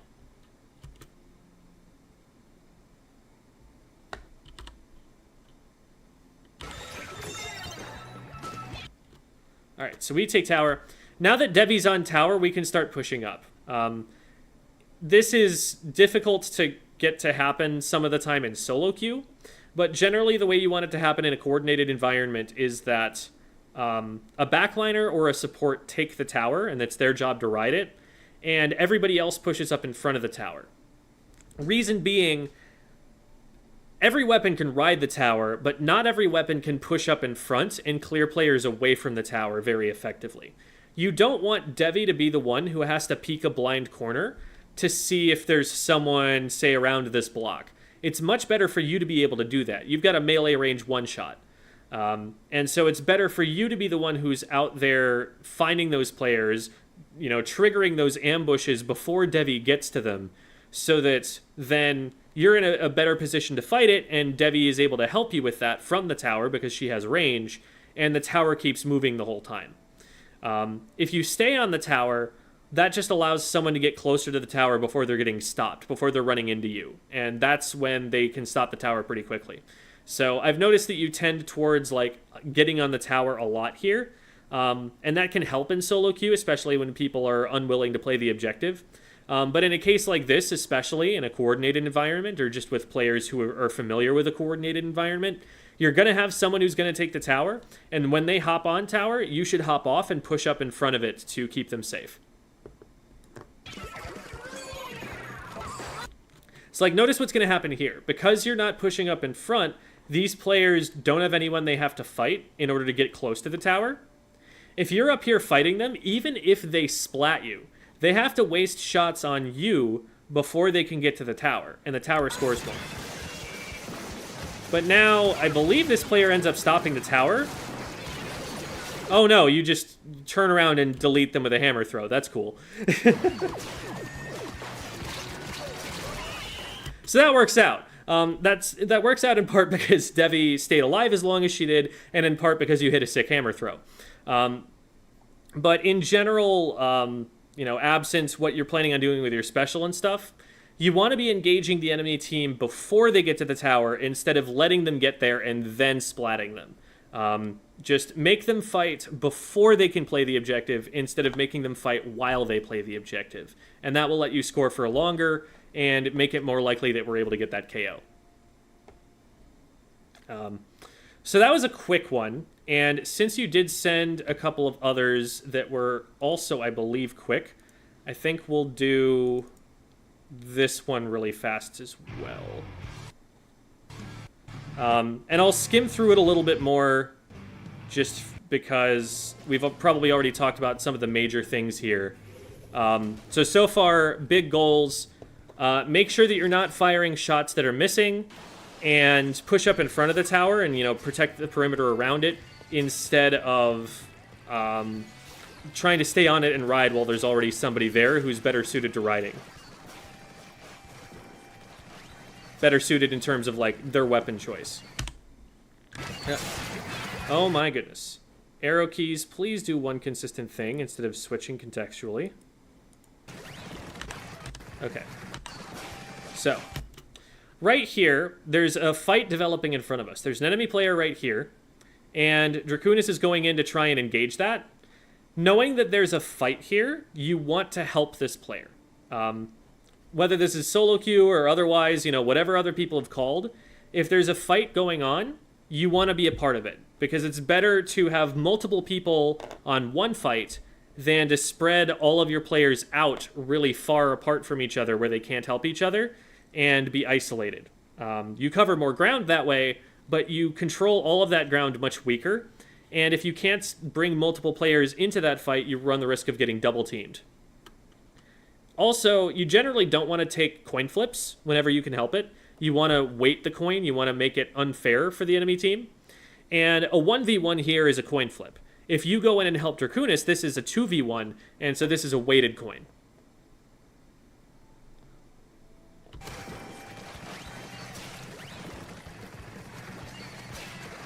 Oh, okay, the title was flipped around. Whatever. Okay. So from here, this is actually another instance of what we were talking about mechanically. You fired the charge slash, and it didn't hit. And then this player popped around the corner and started firing.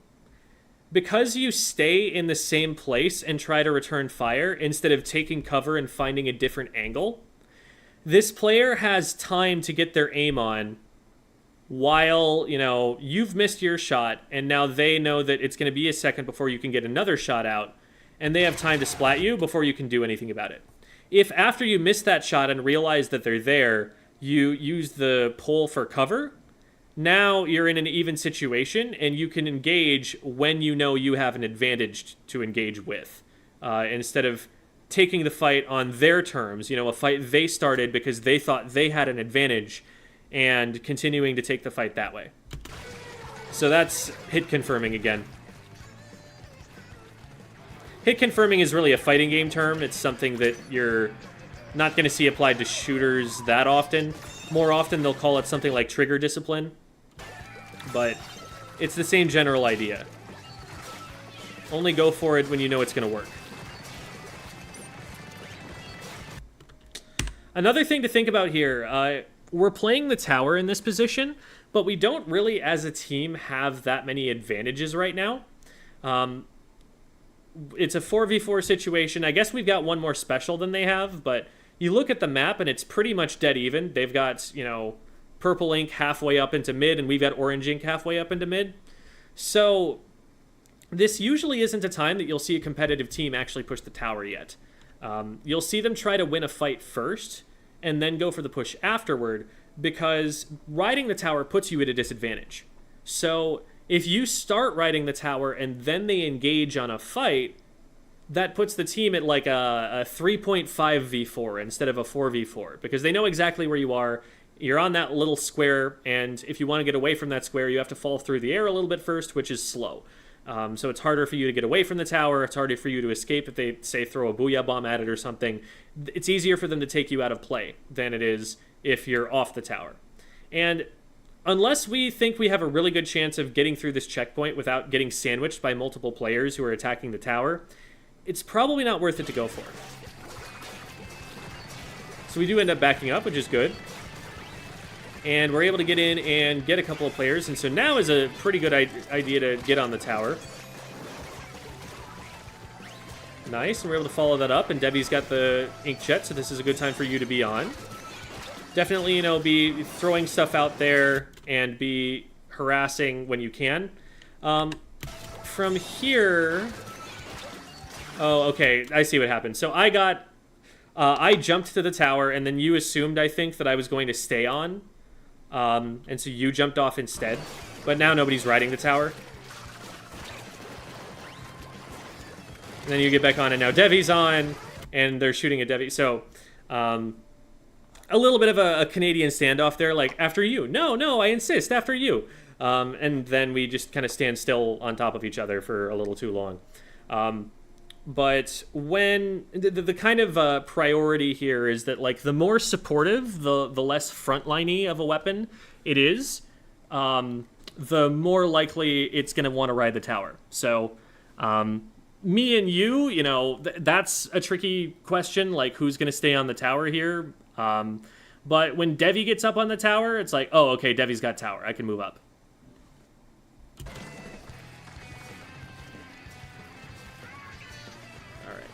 So we end up pushing to 35, which is definitely not bad at all. And with players still in position there, we might be able to get something going. It's only me at this point, so you probably don't want to contest that too hard. It would be helpful to at least probably go in and, like, throw a torpedo in that direction. Maybe see if you can help out with a fight that I'm involved in. But don't get so committed that you're going to just go down with me here. At this point, you are the furthest player forward, and that's something that it should be a little bit of an alarm bell. Like, who all on my team is in front of me? Like, is there somebody who the enemy team is going to look at on my team before they see me? If not, then you have to be really, really careful. Like, if you're the first player forward, you're the first player that they're going to think to shoot at. So make sure that you're keeping yourself at a safe distance from enemy ink, that you're not getting yourself too committed into an engagement where, when you don't know where everybody is, that you're watching out for specials to get popped to try and just get you right away. Whew, close one. Definitely sit in the ink for a little bit and heal this off. When you sit in squid form in your own ink, you heal significantly faster, and it's very important to do that in between fights when you survive with a significant amount of damage so that you're more likely to win the next fight. Right now, you can see on the corners of the screen, we're still not fully healed up. It is only now that we're fully healed from taking that hit earlier. If we take a second to just heal it off ahead of time, there's a lot less of a likelihood that we get picked before we're back to full health.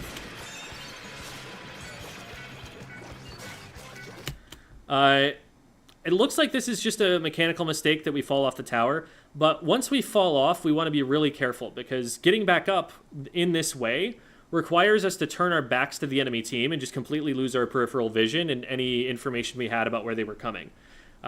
So it might honestly be better, once you fall off there, to back up to the other side of the tower and use that to get up. I'm Canadian, that's real. Yep. Referring to the Canadian standoff that I talked about earlier. All right. Now that we're 2 down, in a coordinated setting, we're probably telling everyone to jump out of there. This is a dangerous jump. Dracunis did a really good job. They basically won a 1v2 there. I guess one of the players was a little bit distracted shooting at me.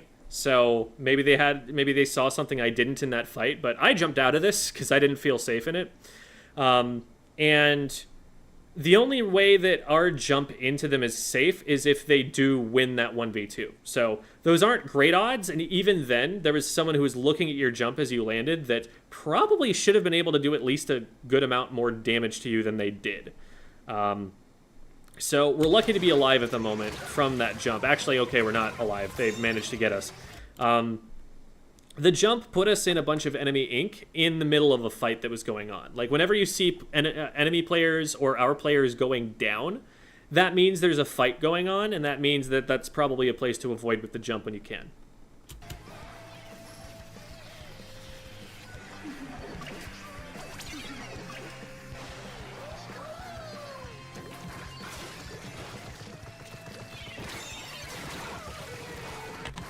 Here's another situation where getting up on the tower is probably not a safe thing to do. Again, it's a 4v4 numbers advantage, so we don't really have any control right now. Everything in front of you is purple. There's someone shooting from right here and also someone shooting from right here. So this player can shoot one side of the tower, this player can shoot the other side of the tower. They're going to be able to splat you off the tower in no time flat and then have an advantage that lets them push further. So better to just not take the tower here and to play the neutral game and go for a fight win before we try to get anybody on the tower.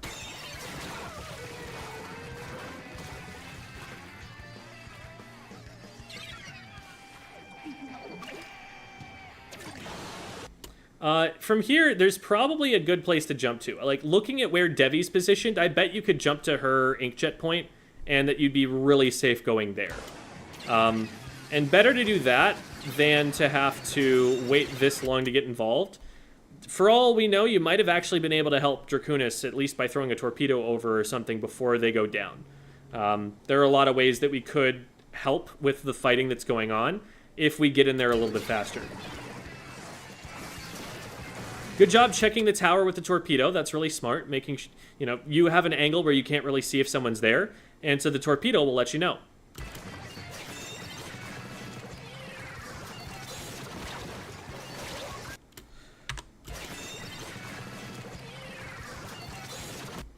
As soon as you hear the hammer noise right there, we've got to be booking it out of here. Especially that close to us.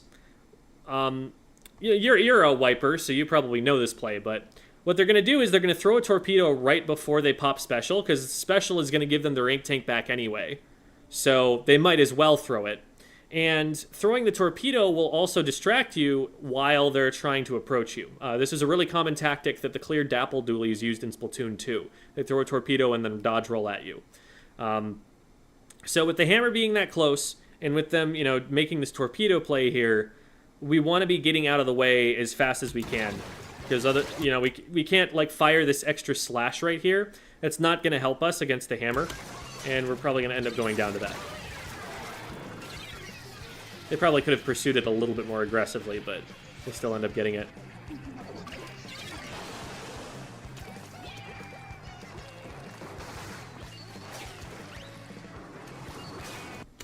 Right now, on this map in general, the objective line, that is the tower path in this case, is an S-curve, which means that at different moments in the tower push, different parts of the map are going to be relevant. And right now, the left side is really not super relevant. If you play on the left side, you want to keep an eye out for any left flanks. But the majority of the fighting is going to be happening on the right, in all likelihood. And so you want to be in a position where you can have an impact on the right and only be watching the left as much as you need to keep yourself safe. Being this far to the left is probably going to keep you out of play for too long to have an impact on a fight that breaks out over here, especially since we've got specials going out, players are going down. Now would be a really good time for you to be able to have an impact on the right side of the map.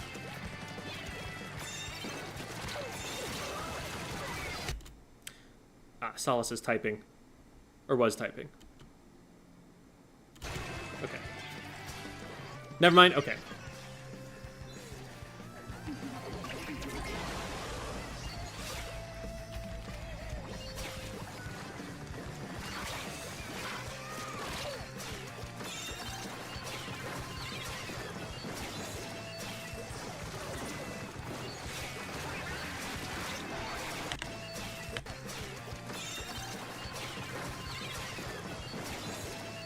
So we're keeping them out of the left-hand side, which isn't a bad thing to do. It would be good, again, if we could have a little bit more impact on the right side of the map, because, again, that's where the tower is. I like the torpedo there. We're playing it really safe right now, and right now is when our teammates are committed into the fight.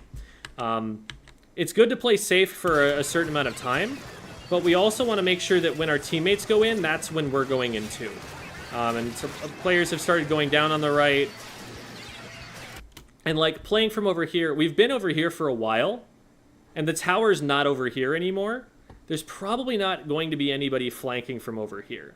Maybe we're painting for special or something, but you know, with someone still fighting on our team on the right-hand side, it's good to at least be like continuing to watch that and throw torpedoes over there. So we're just a little bit too far out of the play by doing that. It would also be really helpful for you right now to paint this little strip right here, because you can do that in just a single horizontal slash, and that'll give you paint to move along this line if you need to, so you don't have to make this jump to get around the big spine here, is what it's called in the callouts. I'm scared, yes. Understandable, understandable. One thing that you can do when you are scared is give yourself enough paint that you know that there's nobody around you that's going to threaten you. And leaving this area over here painted makes it so that we want to, you know, stay a lot further back than we really need to against the enemy team.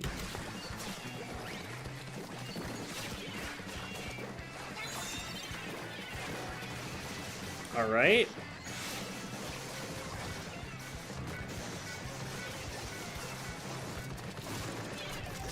So this is a pretty overwhelming situation. There are a lot of different ideas, and it feels like we get a little bit overwhelmed with the decisions to make, and we don't end up making any individual one.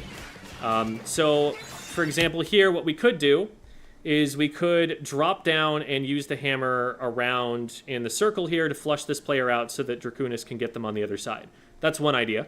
We could just throw this at them and hope to get the pick that way if we don't want to hold it for too long. We could go after this player who's down here with the hammer, but then we see this jump, and so we figure, okay, I'm going to camp this, but we accidentally bump ourselves off, so we get stuck in the corner here, and now from this angle we're not going to be able to hit this player because we're too far below it. So at this point it might be good to just throw it at them as they land. But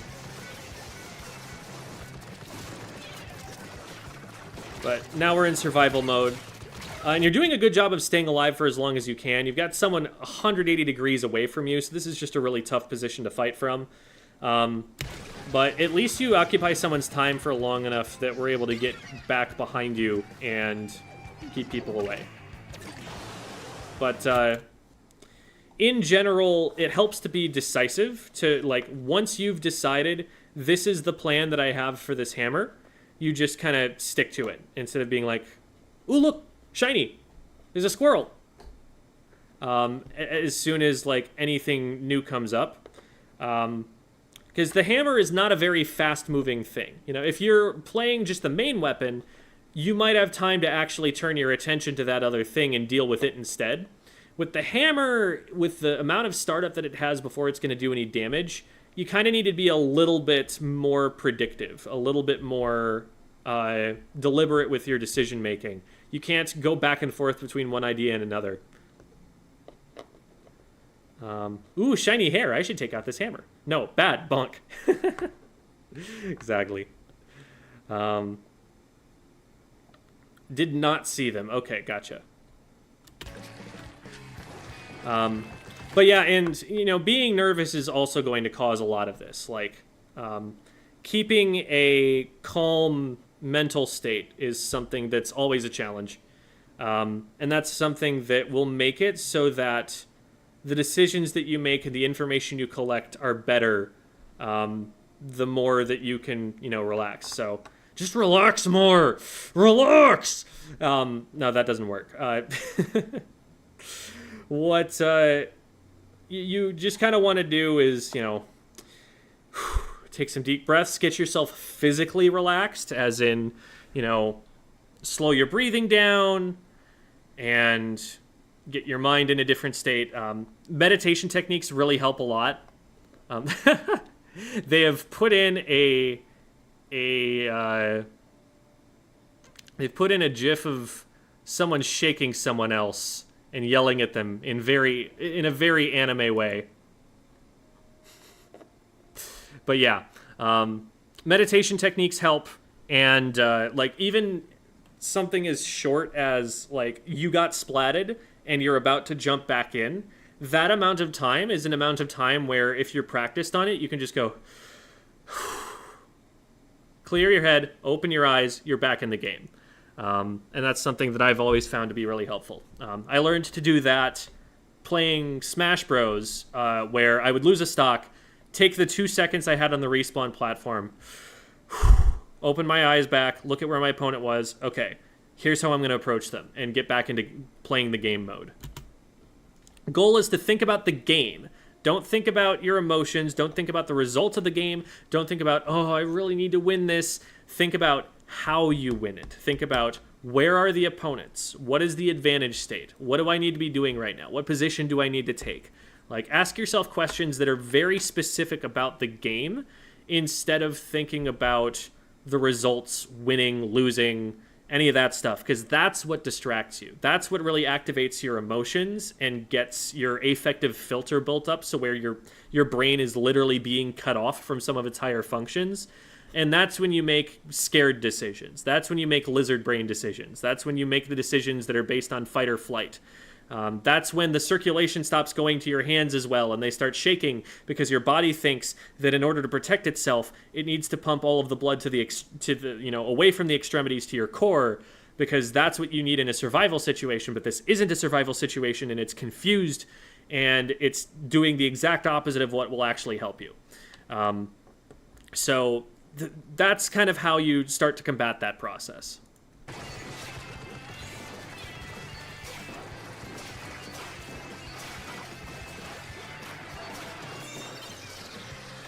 So again, most of the fighting is going to be happening on the right side right now, because that's where the tower is. Something that Devvy, I think, mentions earlier on in one of these matches is that we want to play the right side of the tower and make sure to focus that.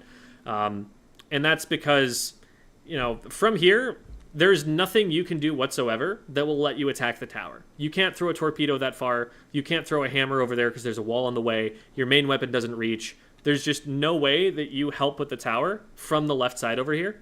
You can stop a flank from happening if there's a flank to be stopped. But right now, like, you've got all of this painted orange already. You could at least push up to, like, over here or over here and still keep an eye on the left while also being closer to the tower so that you can help it if there's something you need to dive into to help us with.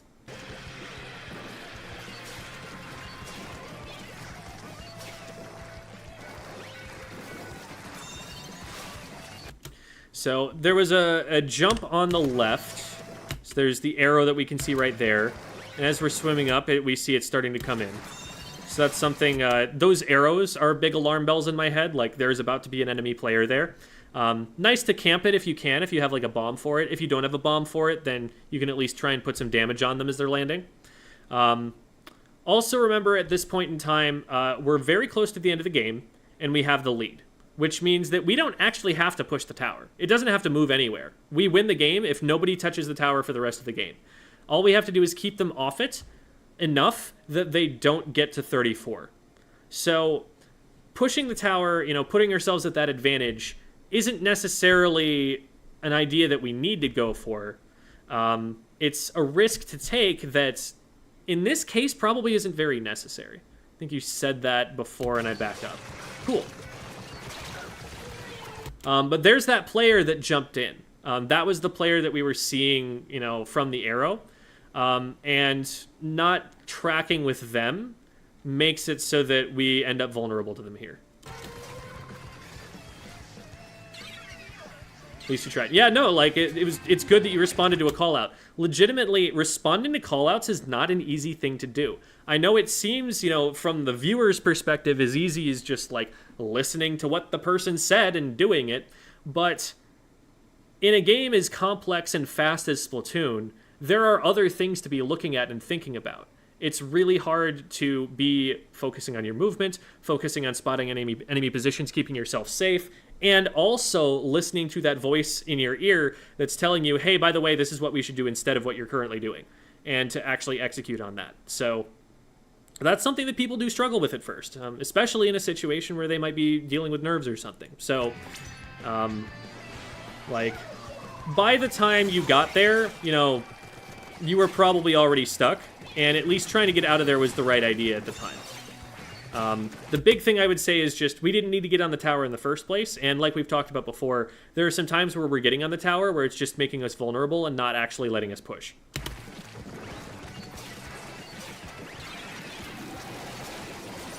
Okay, so Inkvac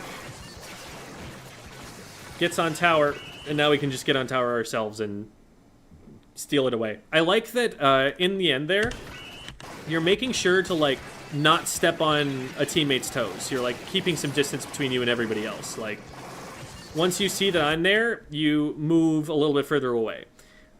Here you might be able to help with Draconis, but I would totally understand if you're worried that the Inkvac is going to suck that up and that you're just going to be stuck here and, you know, point blank for the Inkvac to hit. So I totally get you running away from it.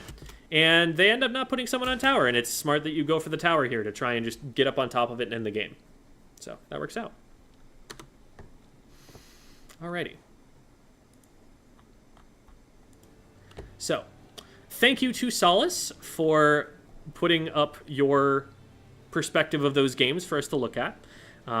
It is a very brave thing to put up your footage and be, you know, criticized for it in front of a bunch of people. And, you know, you were talking about how you were nervous before, and so I really respect, you know, the humility and the courage that it takes to, you know, put this out there and accept that criticism.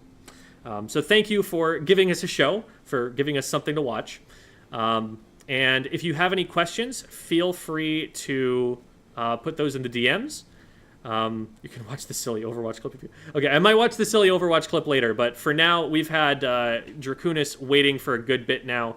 And so I'm going to move over to them and do their VOD review there. But like I said, if you have any more questions, absolutely feel free to just DM me on Discord. I'm happy to answer those. Yeah, no worries. Don't worry about it.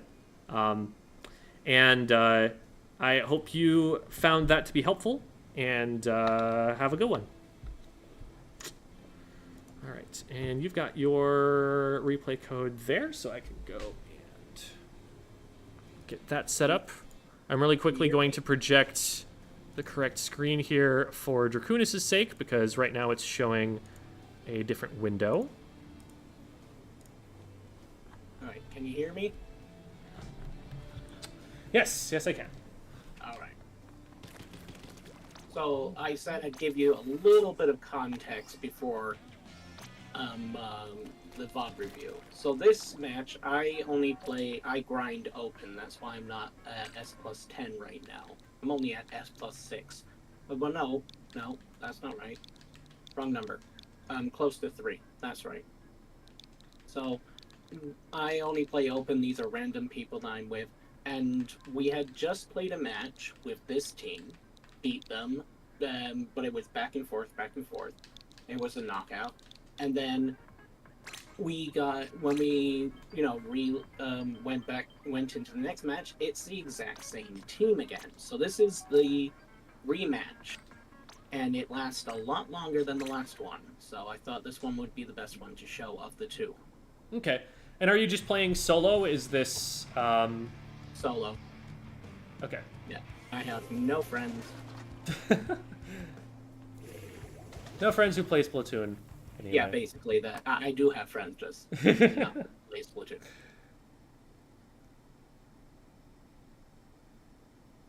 So going into this, I know a bit of their tactics, and they know a little bit of our tactics too. So there's a reason why there's something that happens right at the beginning that I was looking for. Ooh, server maintenance at 8 p.m. Okay. Yes, because of that so update. We do have time, but that is less time than I thought we were going to have. I thought there was an extra hour. So we'll make sure to get into this here. Okay. You don't out, right? Yeah, that's true. I think we're good as long as we just stay in here. Yeah. That it won't update like in the middle of the game or anything like that. Mm-hmm. Okay. So they've got an E-liter, they've got an Ink Brush Nouveau, they've got a Glugadoolies, and then they've got Carbon Deco. So one thing that I'm immediately seeing in this is that the Carbon Deco is a weapon that is an ambush weapon, and it needs paint in order to pull that strategy off. I guess we have a blaster, so it might be a little hard, but you as, one of the high paint weapons on your team, it's going to be kind of on you to be able to counter the Carbon Deco by making it so that anywhere that they could sneak up on you from is painted before they get there, so that you're going to be able to see them as they approach, and it's going to be a lot less scary because you're just going to know where they are all the time. So that's part of your goal. The Ink Brush also, they could try and play a sharking kind of ambush play style. What the Ink Brush Nouveau really would like to do is backcap, is get behind your team and put a bunch of mines there and then try and hammer from a flank angle or something, which doesn't work super well in this game, which is why we haven't been seeing that a lot at a high level, but again, painting will also help you with that. Something you want to be really careful about is the range of the Glugas and the E-Leader. You don't want to peek an angle that they might be able to hit you from if you can't get back behind cover quickly before they manage to splat you. Also, just a little bit of gear. I am running Stealth Jump and Ninja Squid, just so you know, so I am ninjing it around a little bit and doing risky jumps. And their E-Leader also has Respawn Punisher. All right, sounds good. So from here, we get the pop, which is awesome. We want to be a little bit careful about the way that we push up here, because the Rainmaker is the big central thing in the middle of the map that everyone's going to be looking at, because everyone's currently trying to paint it. And so even after the pop, everyone's still going to be looking in roughly this direction, and if there's a lot of movement around this area, they're probably going to see it and try to shoot at it. So typically, if I'm going to push up using the Rainmaker pop as paint to move me forward, I'm going to try and go from off-center. I'm going to try and go at an angle that they're not already looking at so that I can catch them looking the wrong direction. From right here, this is a spot that they're very likely to just shoot at without even knowing you're here. This is a spot that's very likely to get pre-fired. You can see that the E-Leader is actually in position to aim at this exact spot right now. So coming from an angle, maybe dropping left and going around that way, would get you into a position where the Glugas are looking sideways from you and the E-Leader can't hit you. You've got a little bit more cover that way, you're less exposed, and you're also sneaking up from an angle that they aren't watching. Except for I was baiting them, because that's what they did in the last match, exactly that. So I was pretty sure that they would do the exact same thing again because of how their playstyle was. So I stood there. So the Carbon, you're saying? Yep, the Carbon. I was baiting out the Carbon. I stood there knowing that he was going to come. He was on that wall already because of how fast he came out last time. So I backed up and just punished him for being predictable. So it's good that you have that read and that you knew how to play it. At the highest level of play, I expect that even if you know this is coming, that the Carbon still hits this shot. The swing is slow enough that if you move, they can adjust their aim as you're moving, and the hit will still land. So this is something that's a little bit riskier than you probably want to go for too much further up the ladder. It does end up working here, but the E-Leader could have sniped you, the Carbon Roller could have one-shot you from here. So again, I would recommend going for an approach that gives them less of an angle on you, or from some place that's a little bit less visible. Right. But it ends up working out. We don't get sniped by the E-Leader, and we're able to push up. And this is a great approach. Get your feet painted as quick as you can and just move in on the E-Leader. I think we probably could have moved slightly faster. We might have actually been able to catch them because we had really good positioning on the approach here. It's one specific moment here. So you do a good job of swimming around right here because you're now at an angle that the E-Leader won't see. And you get onto this unpaintable stuff. What you want to do is keep holding forward so that you bump into the wall to get into that little bit of pink ink on your left there, and then start painting for yourself so that you're further forward when you start swimming. Right. Because from here you start swimming a little bit further back on the slick, and it takes just a little bit longer to get around, and by this time you can see that the E-liters managed to get out of your range. And this is, I think that actually would have made enough of a difference that your shots can actually reach them and paint their feet at this moment in the push here. So very, very slight movement optimization, and you probably would have had this player. So good, awareness to go for it, and hopefully that'll give you the tools so that it works for you next time. And I like that you recognize you're close to the tri-strike. That's good special awareness, and so if Zero is telling you, hey, do you know you have your tri-strike? Well, now you know you've got your tri-strike.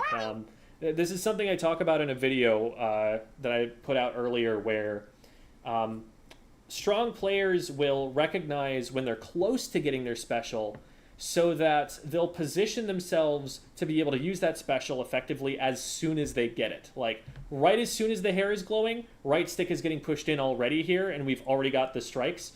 And as soon as they got, the special got popped, they were in a position where it's actually a good place to use this special. They didn't just hold forward and then be like, oh, glowy hair, press right stick, right when they're in the middle of the enemy team, because that would have just gotten them splatted. They were positioning preemptively to be able to get that, and that's really smart. So there's someone on the top left still. We know that for a couple of reasons. Number one, because we saw them earlier. Number two, because a torpedo just went off over the left side. Right. So player right there we see on the left, that's the Carbon Deco. And that's something we really need to keep off of the Rainmaker here. So that is probably one of our first priorities if we recognize that. When we push up to the Rainmaker goal right here, it's tempting to think, oh, I'm painting the goal so the Rainmaker can go up. The problem is the Carbon Deco is going to drop behind us, get in between us and the Rainmaker carrier, and splat the Rainmaker before we can stop it. And that's how we're going to lose it here. Except that doesn't happen, so I don't know who stopped the... Let me take a look at the replay there. Someone must have stopped the Carbon Deco there. Yeah, I think you want to switch to the carrier. Yeah, have the best view of that. Okay, so the Carbon Deco does go in and make that play. They just do it too slowly. And they end up getting it eventually, but they really wanted to stop it a little bit sooner than that. Yeah. We are literally on the ridge. Like, it is on top of it. Yeah, when you get to 1, that means you got splatted out of midair. Yeah. So, a little bit of an execution flub there from the Carbon Deco, but... Yeah.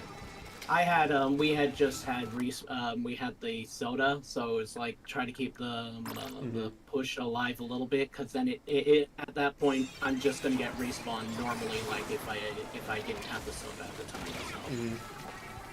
Yeah, like, it's definitely really risky, but you're aware of that. And, the player's dropping back a little bit. From here, the one thing I would say, it is actually a faster kill time if you just use your main weapon here.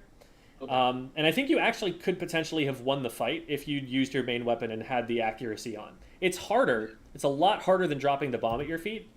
But it's probably a good habit to get into, because I think that you probably... could have outplayed the brush there and just splatted them. And then you'd be in a better spot. But I will say one thing about this match. I think the only reason we did not get the checkpoint really, or not the final, because we have several tries on this. Congratulations, the team is now turtling for the rest of the match. And that's why I wanted to show this one, because it's like, what do we do with a team that's completely turtled? And because their E-leader only dies once at the match, and it's at the last 10 seconds. And they did 20 kills on us. A lot of it was, a lot of my team was not respecting their sideline. Alright, well, we'll see all of that as we come to it. Yeah. So, from here, yeah, I like throwing a bomb there. That'll make it so that if someone has stepped forward, they're now hyper-committed, and we do end up getting them for that. Dangerous there with the E-leader, but we managed to survive. Now, this is where the E-leader is most likely to be looking, and so we're probably getting sniped for that. And they do. Good shot for them. Because when you're approaching a backline weapon like this, if you're not in range, if you're it's basically cycle based, right? You think about it like a cycle based platformer where you have to wait for the right moment to go for the jump because otherwise the platform isn't going to be there. Here, the cycle is, when does the E-Leader have charge? While they have charge, there's no platform there. You can't go.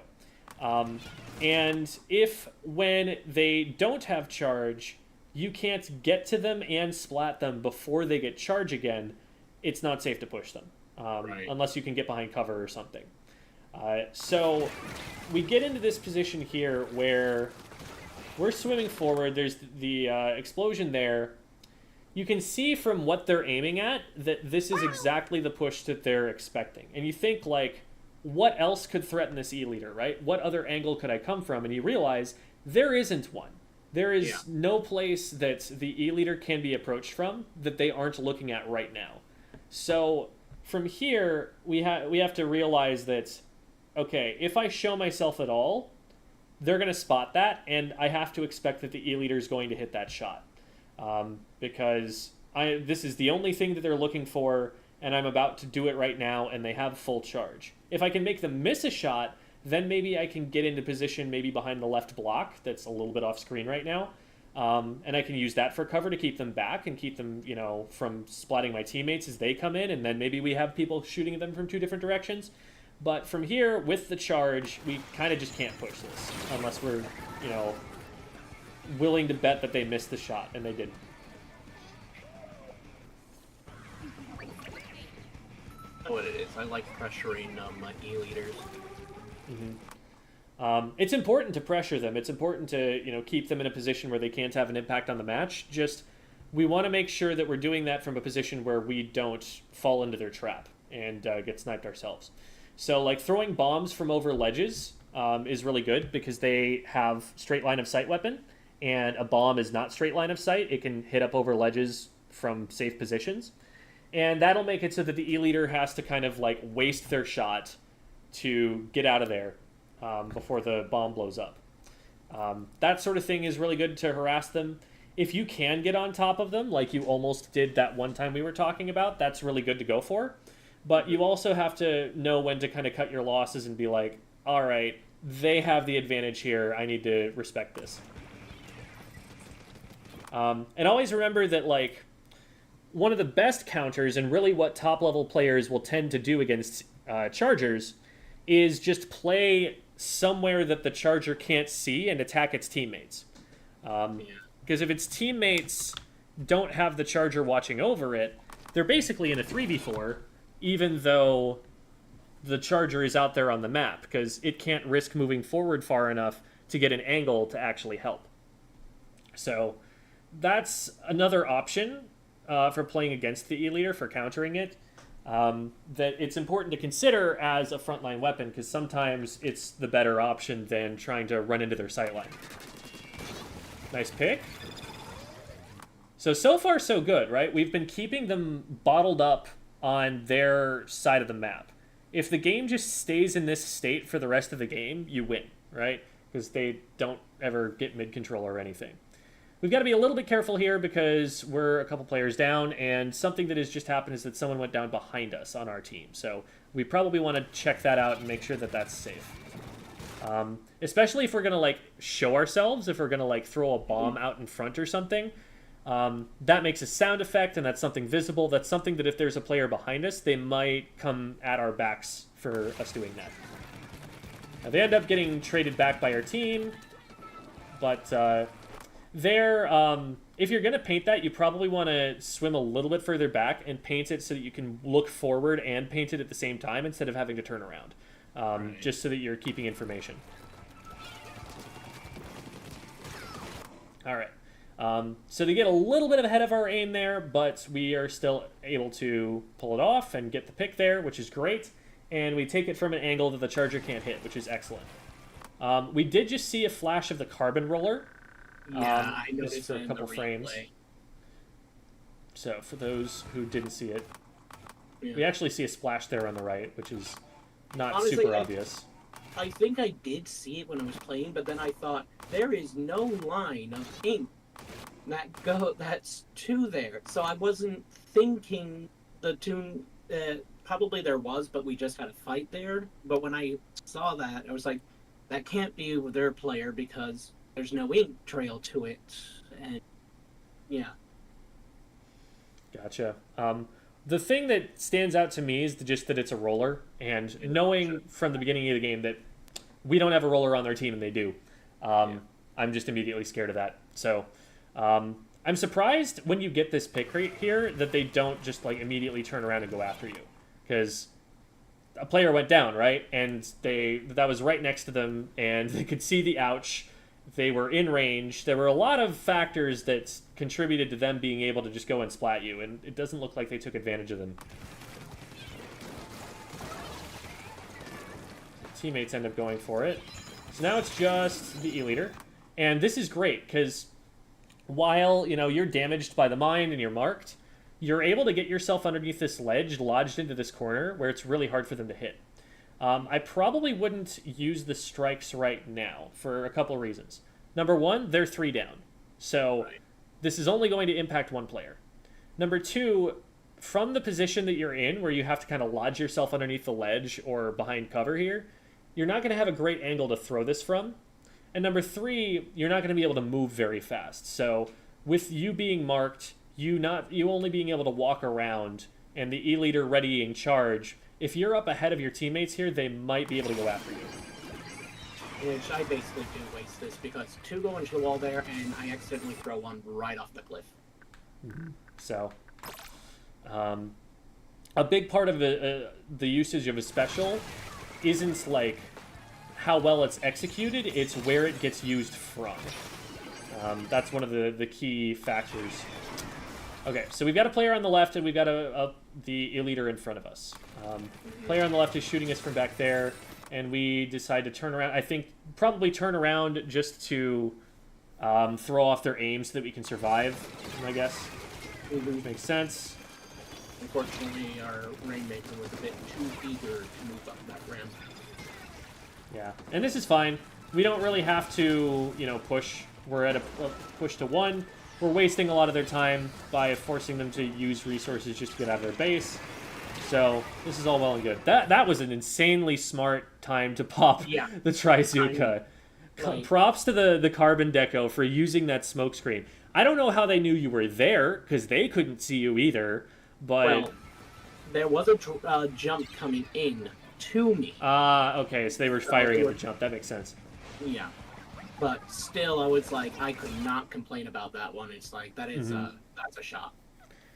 The only thing you can really do there is when the jump is coming in, to make sure you're moving a little bit away from it once its position is set, so that someone isn't going to accidentally hit you while they're aiming at your teammate. Unfortunately, I did do that, but I went in the exact same firing line. So, gotcha. When he fired in that general area, that was still me. It's funny. This is probably a little bit more aggressive than we need to be right now. The big thing that I'm looking at here is that, this area right here is a big choke point, right? We talked about it earlier, how the Charger doesn't have to worry about anything but this position right here. And it's also really painted heavily in the enemy color.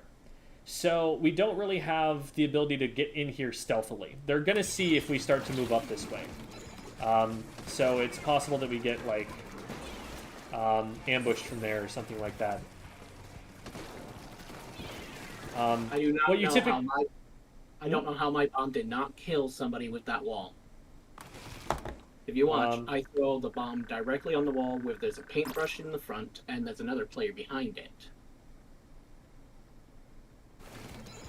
I think that I must have hit the side of it and it doesn't explode on either side or something, but... It looks like they're backing up right before this lands, and so they get to the back side of it. Because you can see now, you can see where the wall was in the line painted on the ground, and now you can see where the brush is relative to it. So they did manage to move back behind it before the bomb got there. Close one, though.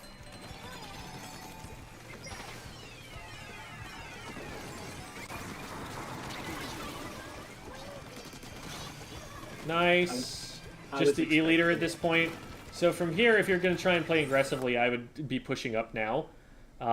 Yes, you're visible, and yes, the E-leader, you know, could be watching that choke point, but you've got more paint out in front of you now to swim through, and all you need to do is make the E-leader miss one shot, and then there's nobody who could follow up on it afterward. So this would be the time to start moving forward, I think. Nice. And again, we're getting up into that little ledge there.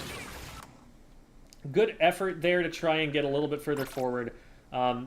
There is a slight chance that you might actually have been able to pull something off there. So right here... So right here, if we jump up into the left, what's going to happen is we're going to be alone with the E-leader, because their teammate who's dropping out in front is going to be behind the E-leader and might get their shots blocked by the E-leader. They might also be out of range. If we try to push forward and then come back around, then we're pushing closer to that teammate who's there with the E-leader. But right now we have this 1v1 against them that we can potentially win because they won't have charge in time. So I would jump up, get between the E-leader and the brush, or get, you know, keep the E-leader between me and the brush, take out the E-leader, and then when the brush shows up, hopefully the E-leader is down fast enough that I've got shots already aimed at the brush and I'm pre-firing them before they can get into range. Because we don't go for the E-leader and we don't push ourselves up there to the left, the brush gets on top of us before we get the E-leader down, and so we're kind of just stuck here. Okay, something happened to the replay there. I think... Yep, you definitely died before. And... so let's see here. Hopefully it's not completely messed up, because if we leave, you have to do an update. Yeah, I think it should be fine. These things, yeah, there, see? These kinds of these things happen. Yeah, if you wonder why I'm calling Booyah, I had a brain fart throughout the entirety of this match of hitting Booyah instead of ouch. Oh. Yeah. Gotcha. Yeah, that happened quite a lot. And also, hello to Kyla. They said hi to Jen. Okay. That was, I don't think either of us expected us to be there, so we just tapped heads. It was actually very convenient that you got bumped away, because that put you out of range.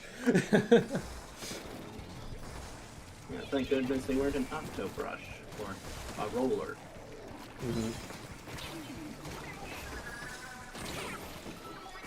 That is a good shot from them. And I think this is the white.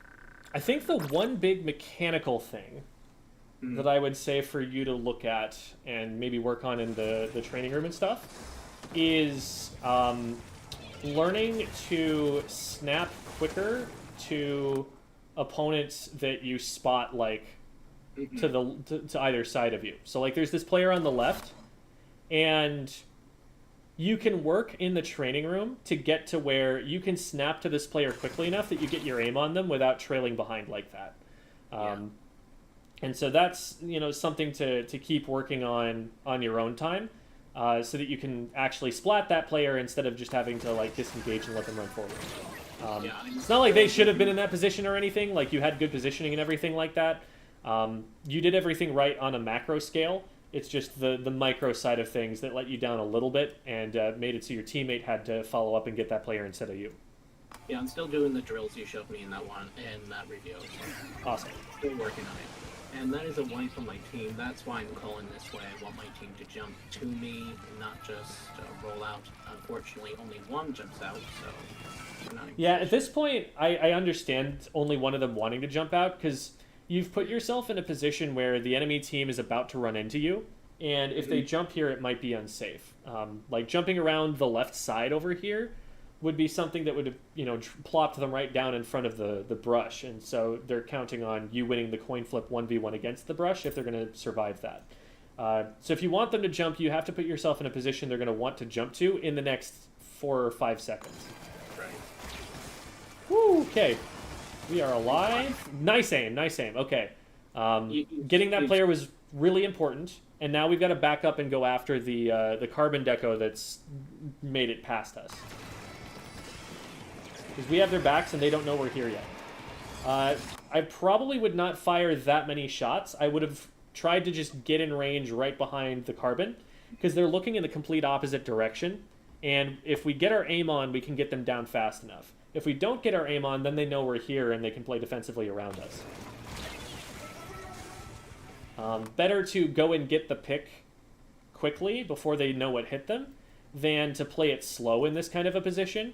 Because if we play it slow in this position, then they just use their numbers advantage, collapse on us, and win. If we get someone down before they know what's happening, they don't have time to get their advantage and use it against us. And so from here, we end up dropping the checkpoint. So we've got to be careful not to feed in at this point. Only 20 seconds left. Not a lot of time for a reversal if they do... Well, okay, actually, we literally could not possibly push all the way back for a lead because the only way they get lead is if they knock out. So... Yes. That's why, at this point, my team does start panicking a little bit. I'm fine. I can wait for them to get close enough for me to kill them because they actually have to do a stellar job at this point to win. Mm-hmm. Lots of bombs is a really good idea. Lots of paint is a really good idea so that the brush and the carbon can't sneak up on you. And that'll give you lots of tri-strikes that just throw things at them, right? The only thing that you're going to have to worry about if you're just throwing things at them is the E-liter, a hammer throw, or the Trizuka. Everything else is pretty predictable and dodgeable as long as you're keeping all of that stuff painted out in front.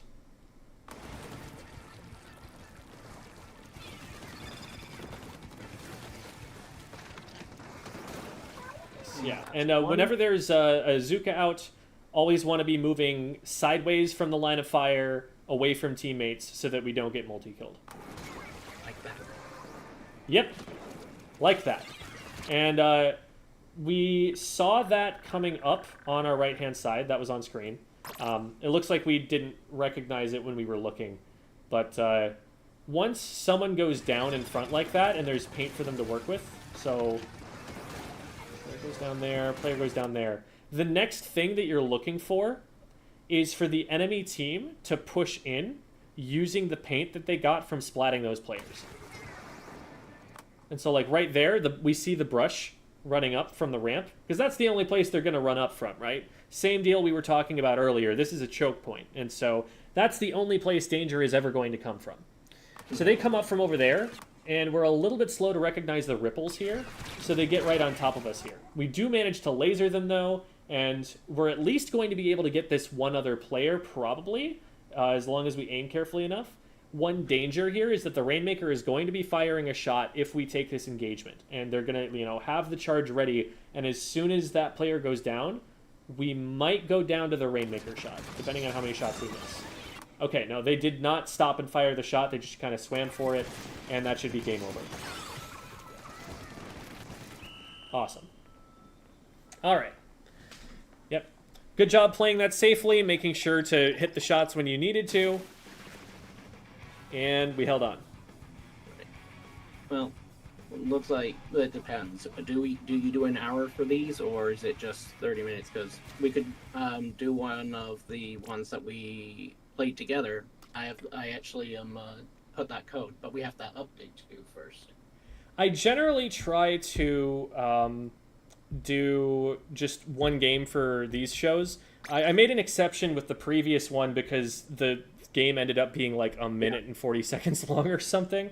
I thought they were both going to be short, and so I was like, okay, we'll do like two-minute games. But this one went to time, so I figure that's given us a pretty good sense of what it is that I'm going to suggest, which is number one, to keep working on being able to snap to things at extreme angles from you. Number two, to be aware of choke points and how people are going to push in them and how people are going to expect you to push into them. Whenever there is a choke point like that, if you push straight up the middle in the one spot that they're expecting you to come from, they're probably going to see you. Getting around and making that kind of aggression happen works when you can expect safely that they're not going to be watching it or that they don't have the ability to stop you for the amount of time it takes to get to cover.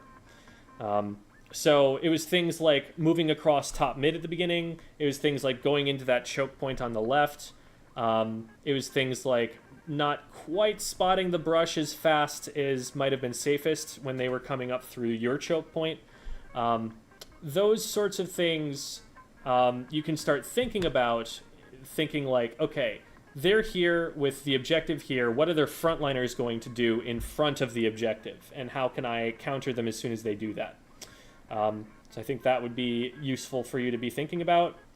And the other thing is basically just like being trying to work on especially when you go back in your replays, because I know you do that a lot. You said you were watching this one earlier before as well.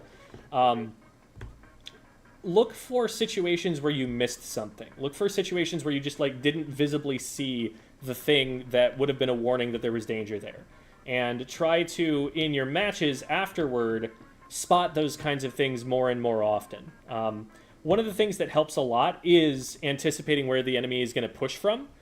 Spotting like, this is the choke point, so they're probably going to come from here, so that you know that that's the spot you want to be looking at. So that'll help you with that sort of awareness. But, you know, for example, there was that moment where I wasn't looking to the right, but I did still see the carbon deco flash across the screen for a few frames. And my innate fear of rollers that has been conditioned over years of playing Splatoon made me very viscerally aware that there was someone there, and very uncomfortable that we were, you know, staying in that vicinity of them after we'd already given them the information we were there by splatting their teammates. So just general noticing enemy positions, being aware of choke points and where the enemy team is likely to be looking at and playing off that, and hitting snapshots when you're aiming would be the main things that I'd say to focus on there. Do you have any questions for me? I don't think so, but I will say that, yeah, I do watch my matches again, but usually if I play a match that I keep getting killed by one person or I'm getting shot out of the ink, type of thing, I will watch it back, but from the other person's perspective to know what was my get, what did I give away to know that I was there. And I do suggest anybody who's playing, if you want to get better of why you're dying so much, watch the other team. Yeah. I definitely agree with that. That can definitely help. All right. Because doing that made me realize if I'm sharking, I shouldn't be collecting clams. Yeah, that sort of thing can definitely give things away. Yeah. All right. Thank you. Do you have any other questions? Nah, I'm good. All right. Awesome. Well, thank you so much for coming on the show. And hope that helps with you accomplishing your Anarchy Open goals. All right, I'm gonna head out now. So thanks if I don't know if Solace is still in the call, but thank you to you for hanging out.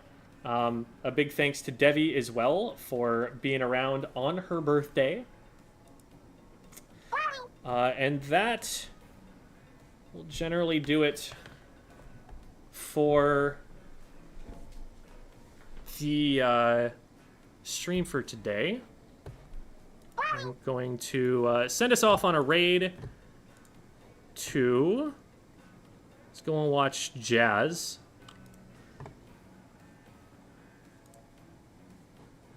Also a competitive player.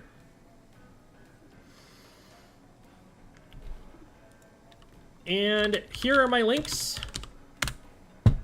If you want to go and, follow me, Twitch, YouTube, Twitter, be in the Squid School Discord server, any of that, that's where you'll find it. If you want to support on Patreon or on Medify, getting private lessons from there, that also really helps with us keeping the channel alive so that I can keep doing this as my job.